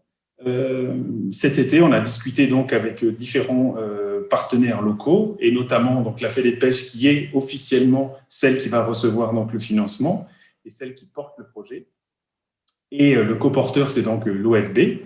Et je sais qu'il y en a un certain nombre de personnes qui sont présentes ce soir, et ce qui montre encore une fois que c'est vraiment en travaillant ensemble et avec des acteurs locaux qui connaissent très bien le territoire que l'on peut monter des projets. Donc le projet BEST, ici, aura pour objectif, donc, centré sur ce poisson, de mieux connaître son cycle de vie, aussi de mieux connaître donc, l'ensemble des hydrosystèmes, des systèmes, si vous voulez, où il y a de l'eau sur l'archipel et où ce poisson. Donc, en ce qui me concerne, je suis le partenaire technique scientifique, si vous voulez, qui va apporter une certaine expertise. Et il y a aussi donc, la DETAM qui est impliquée. On a déjà des échanges régulièrement, et aussi la Maison de la Nature. Et plus largement, on continue de toute façon ce qu'on fait aussi sur les écoles. Alors, je voulais terminer avec essayer de faire un petit recul sur cette expérience sur les projets BEST. Et en fait, ça reprend un petit peu tout ce qui a été dit jusqu'à présent. Et je dirais, là, c'est vraiment quand on le fait. Donc moi, je pense qu'il est fondamental, et ça a été souligné, mais il faut une veille. Et là, si Olivier ne nous avait pas contacté, ne m'avait pas contacté, moi, je n'aurais pas répondu parce qu'on a toujours plein de choses à faire, on a plein de projets. Donc, une veille régulière sur les projets. Il est très important, parce que notamment pour les dates butoirs, si on vous prévient une semaine avant, ça ne sert à rien d'essayer de l'avoir. Ce n'est pas possible. Donc là, ce n'était pas le cas, on était très en amont.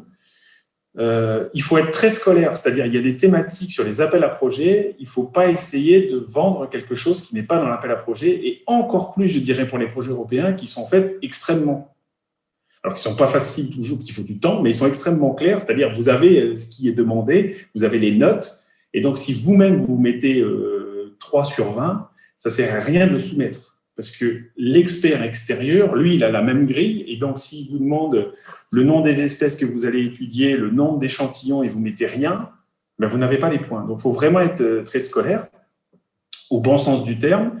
La qualité du consortium, et donc là, je pense que le projet que l'on a obtenu, le projet BEST, c'est grâce au travail qu'on a mené depuis 3 ans tous ensemble, pour savoir qui fait quoi sur l'archipel, quels sont les projets auxquels on peut répondre, et qui peut faire quoi, et qu'on soit crédible.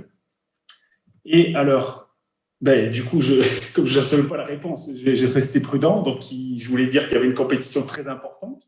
Bon, manifestement, on est à 3 sur 3. Donc, moi, je vais continuer à beaucoup m'investir sur l'archipel parce que je n'ai jamais eu un taux de réussite. Juste pour vous rappeler, normalement, enfin, c'est pas normalement, mais la plupart des projets, c'est entre 5 et 10% de réussite. D'accord ? Donc là, c'est assez exceptionnel d'avoir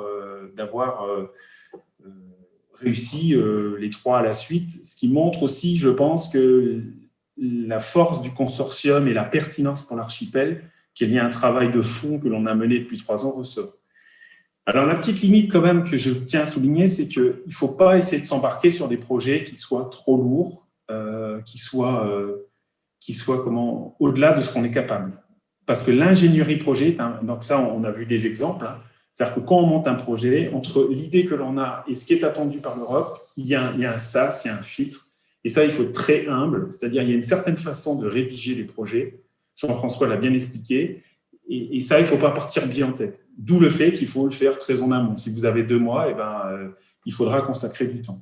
Parce que le temps, il va être parti sur la partie scientifique. Donc ça, moi, j'arrive à gérer. Après, administratif, déjà, je suis un peu plus perdu. Financière, c'est encore autre chose. Et parfois, on vous demande des devis. Et pour justifier évidemment les coûts que vous allez mettre. Et ce sont des projets en anglais, donc ça, il faut prendre en compte cet aspect. Donc je suis évidemment très heureux et je pense que toute la Fédé et l'OFB sera très heureux de cette nouvelle. Je vous remercie de votre confiance et sachez qu'on avait déjà avancé sans cet argent et on a donc 3 étudiants qui vont arriver sous 15 jours. On a déjà recruté Marie Cormier qui était dans le projet, elle était déjà, on l'avait déjà anticipé, donc on est ravis puisque ça va démarrer exactement au 1er juillet, comme on l'avait indiqué dans le projet, donc il n'y a aucun souci. Et, merci beaucoup pour votre attention et cette excellente nouvelle. Merci Fabrice pour cette présentation d'un projet local très collectif et récompensé. On ne pouvait pas espérer un meilleur timing. On ne savait pas si on allait avoir la réponse aujourd'hui, qui n'est d'ailleurs pas officielle, vous avez compris.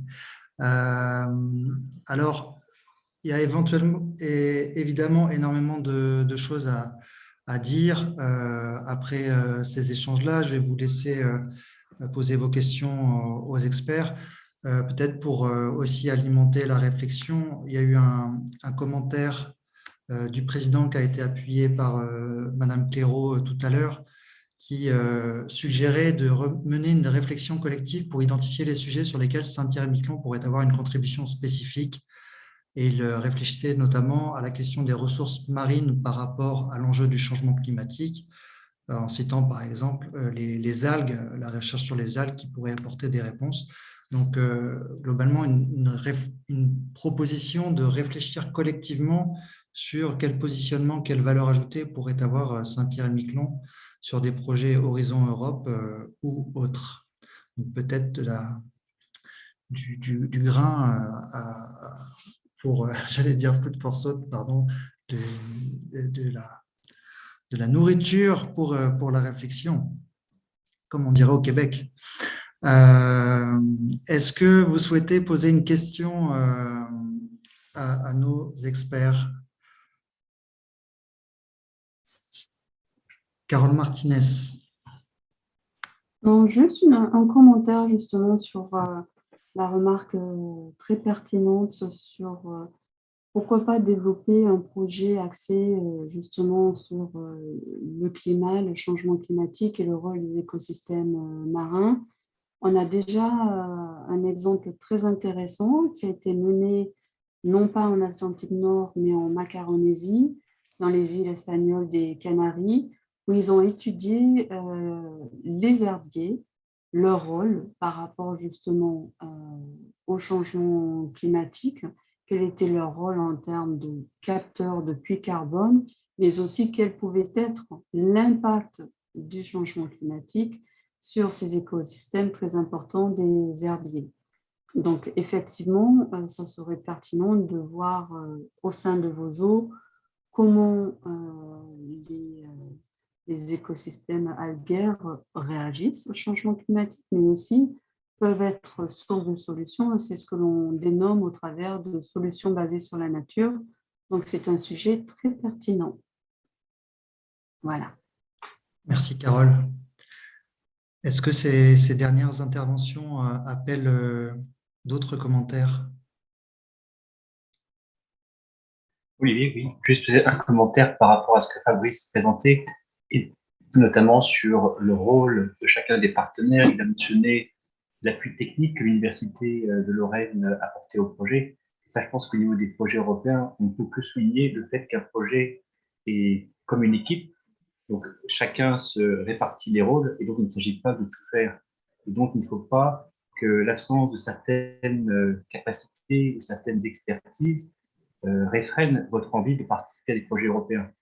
Il ne s'agit pas d'être un chef de file, de pouvoir comprendre tout ce qui est déclaration de cofinancement, rédiger les rapports, des états d'avancement pour les différentes autorités des programmes. Parfois, une petite contribution technique ou un aspect contribution en termes de communication, ça peut être suffisant pour justifier de votre participation à un projet européen. Donc là aussi, on en revient à ce que Fabrice disait, à savoir connaître les acteurs, savoir qui fait quoi, donc qui a une certaine légitimité, une crédibilité pour participer au projet européen, pour ensuite le vendre à des partenaires extérieurs qui vont ensuite vous accepter et vous prendre à bord. Merci. Merci Benoît. Donc on voit l'intérêt d'avoir un travail collectif localement, mais aussi de se projeter sur des équipes européennes, voire internationales. On peut forcément y penser au Canada dans notre région, comme ça a été fait d'ailleurs sur le projet BEST dont on a parlé, qui est monté en partenariat avec l'Université de Rimouski, c'est ça?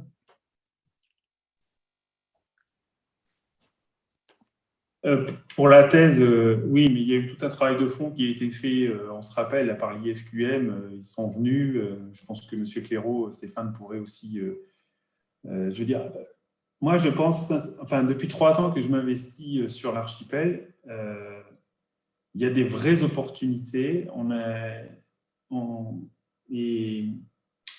a un environnement extrêmement dynamique autour de nous, avec le Québec. J'aurais pu faire une présentation autre sur tout ce qu'on est en train de développer avec les écoles. J'avais une réunion ce matin. On va présenter normalement dans un mois tout ce qu'on a fait sur le réseau des écoles avec Saint-Pierre et Miquelon, puisque moi, je leur dis à chaque fois, vous faites ce que vous voulez en dehors, mais il faut absolument que Saint-Pierre et Miquelon soient toujours au cœur des projets que, en tout cas, moi, ce que je développe. Donc ça, c'est la première chose. Et la deuxième chose, il faut savoir si on peut être porteur. Et je pense que sur des projets comme BEST, Carole l'a très bien présenté, c'est-à-dire que 50, 60 000 euros, c'est des grosses sommes, mais à l'échelle de l'Europe, nous, on vient d'avoir un projet de 1,2 million d'euros pour développer l'aquaponie dans la région. Donc, j'ai déjà parlé de l'aquaponie sur l'archipel. Il y a 700 000 euros, c'est du FEDER. Le reste, c'est des salaires, notamment de mes collègues. Dans la région de Lorraine. Oui, donc c'est pour ça qu'il faut bien connaître les appels à projets, parce que ça, c'est un appel à projet qui s'appelle Grande Région. Donc, c'est la Lorraine, plus une partie de la Belgique et puis une partie de l'Allemagne. D'accord ? Parce qu'historiquement, ça, c'était une région très dynamique. Et donc, il y a des projets spécifiques pour ça. Okay. C'est pour ça que moi, fondamentalement, il faut vraiment cette veille. Donc, le rôle d'Olivier, notamment, est fondamental, de Rudy, de Marie-Laure. Il est fondamental pour l'archipel, déjà pour savoir ce qui existe et savoir le niveau de difficulté auquel on s'attaque. Et il faut avoir la modestie de se dire ça, c'est trop haut. Donc, il faut qu'on se mette avec d'autres personnes qui sont… Voilà, et on aura 10%, mais si vous avez 10% d'1 million, bah, vous avez 100 000 euros. Quoi, donc, ce n'est pas négligeable. Tu as entendu, Rudy, on va avoir plus de travail à partir de demain. Monsieur le député Stéphane Clairaut, vous vouliez intervenir. Oui, merci Olivier. Non, bah, c'est pour rebondir aussi sur ce que disait Fabrice tout de suite. C'est vrai qu'on est bien introduit auprès de l'IFQM, donc on peut aussi se reposer sur l'IFQM, mais il y a aussi, pas oublier non plus, un guichet qui peut être utile, ou en tout cas un soutien, et qui devrait être opérationnel bientôt, qui est la plateforme de recherche qui est en train de se monter actuellement à Saint-Pierre-et-Miquelon, et donc qui devrait justement concourir à faire de la veille et à accueillir et à organiser justement des missions de recherche, à Saint-Pierre-et-Miquelon. J'étais justement la semaine dernière avec 2 chercheurs du CNRS, un du CNRS, Laurent Chauveau, qui est directeur de recherche au CNRS, et également Frédéric Olivier, qui est du Muséum d'histoire naturelle, qui sont en train de faire justement des recherches en acoustique sur l'impact des bruits, des bruits marins, des bruits notamment sur les moules et sur les pétoncles. On a bien vu, ils ont répondu justement à un appel à projet de très haut niveau européen, puisque c'est un budget, je crois, de 800 000 euros sur 3 ans. Et donc, on voit bien, ils m'ont expliqué la complexité. Bon, ils sont vraiment rodés à ce type d'expérience, mais c'est vrai que, comme disait Fabrice tout à l'heure, c'est comment on recherche des partenariats. J'écoutais tout à l'heure Jean-François, je ne me souviens plus le nom, je suis désolé, qui parlait en gros, qui nous disait qu'il fallait apprendre à marcher avant de vouloir courir. Et donc, avant d'être chef de file, chercher des partenariats. Mais justement, ma question était, où est-ce qu'on peut trouver justement ces partenariats ? Comment, quand on a une idée à Saint-Pierre-et-Miquelon, quand on a un projet, vers qui on peut se tourner justement pour voir, tiens, on peut se greffer sur tel ou tel projet ? Est-ce qu'il y a ces réseaux, on les trouve où ? Parce qu'on est relativement isolé ici. Et donc, comment on peut obtenir les contacts et savoir finalement où regarder, où aller chercher l'info pour trouver des partenaires, ou voir si on peut se greffer à un projet, qu'est-ce qu'on a comme compétences nous à apporter, qu'est-ce qu'on a comme soutien à apporter sur certains projets pour participer.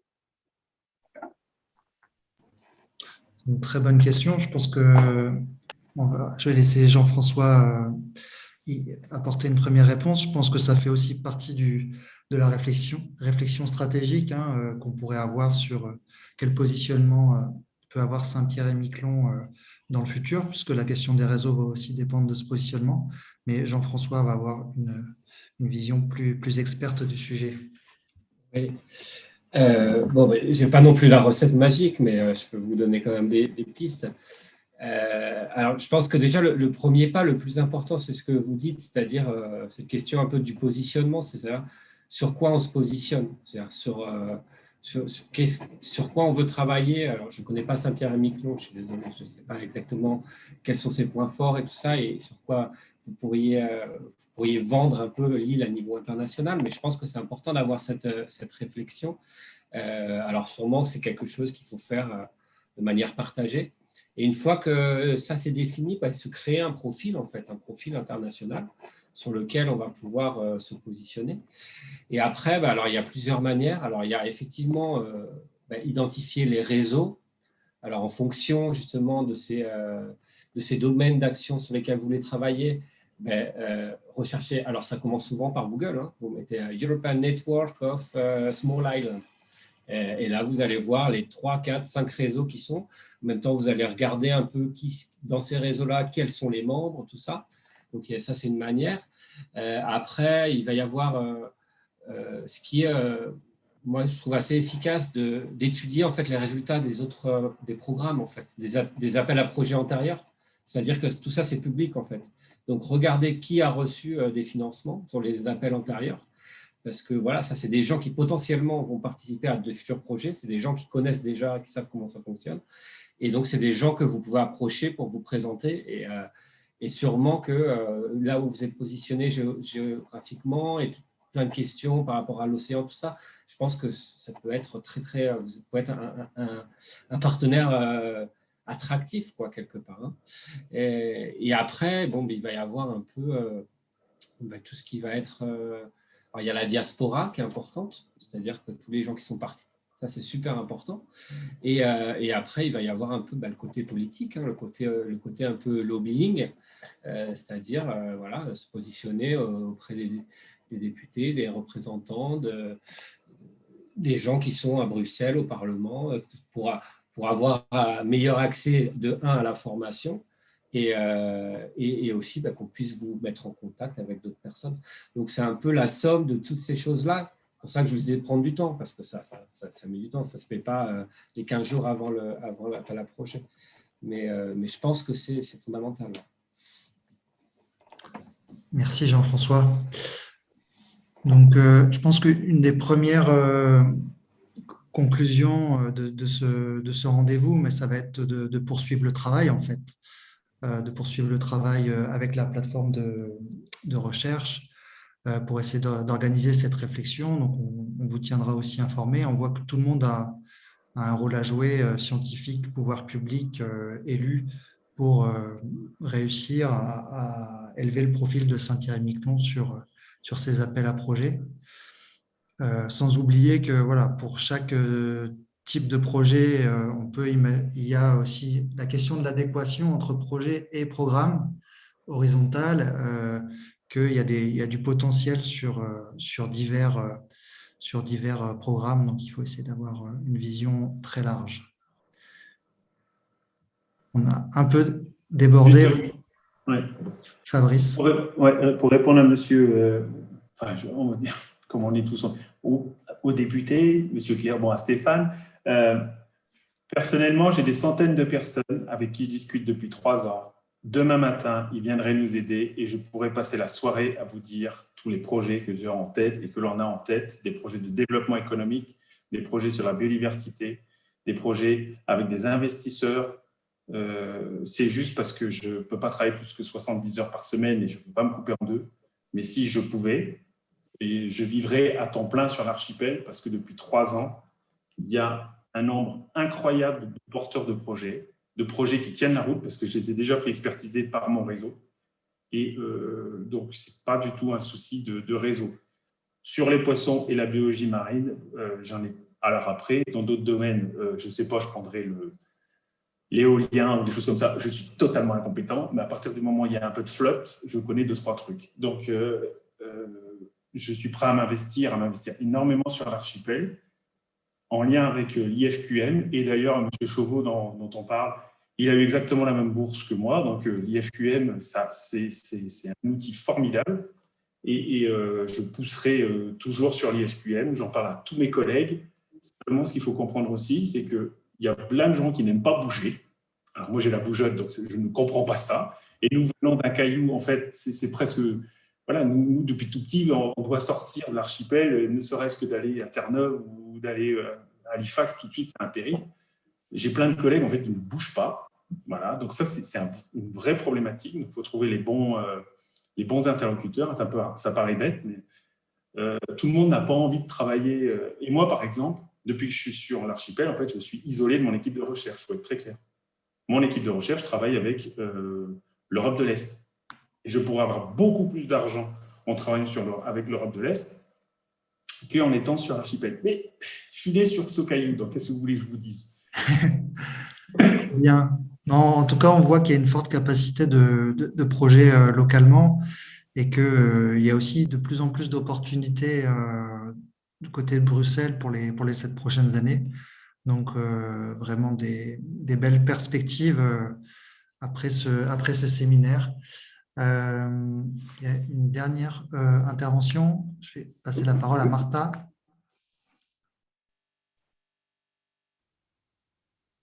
Ou c'était une ancienne demande? Oui, Martha.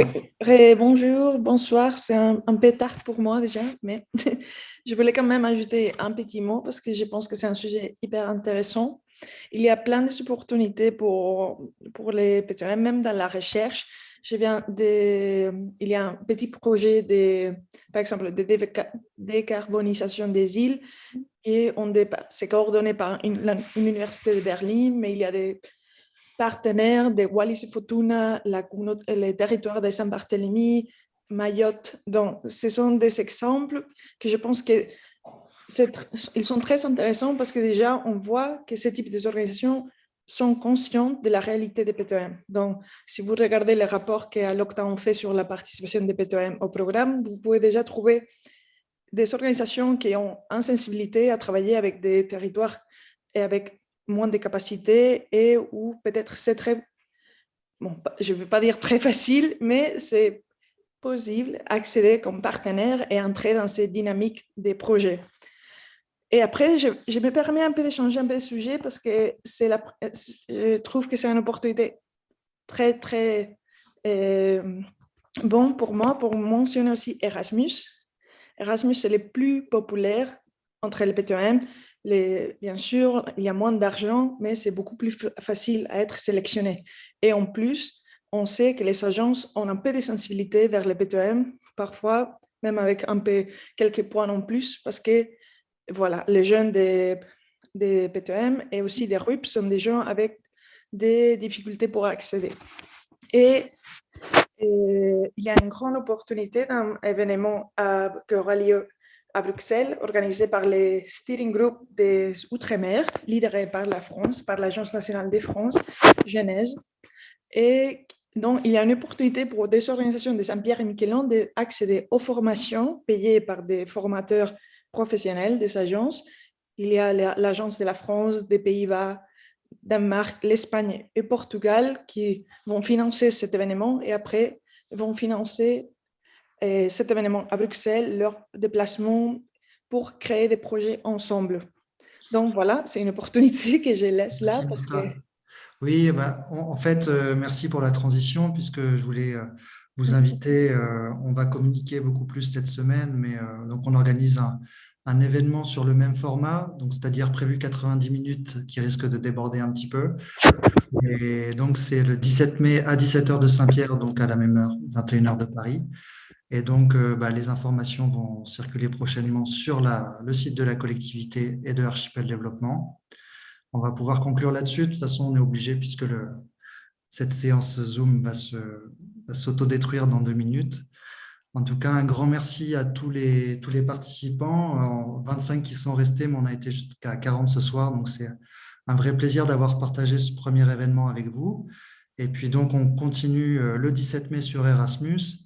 Et également, on poursuit la réflexion stratégique sur le positionnement de Saint-Pierre-et-Miquelon sur les programmes horizontaux.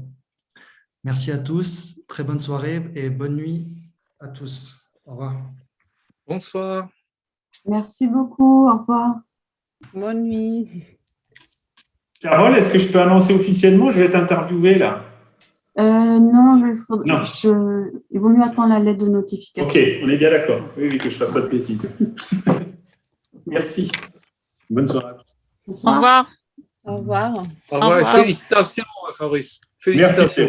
Merci. Et Caroline, on se voit demain matin alors, parce que là, on ne fait plus de debriefing à cette heure-là. Oui, ça va couper. Ça va couper. Ouais. Olivier, il est parti de toute manière, donc on peut couper aussi.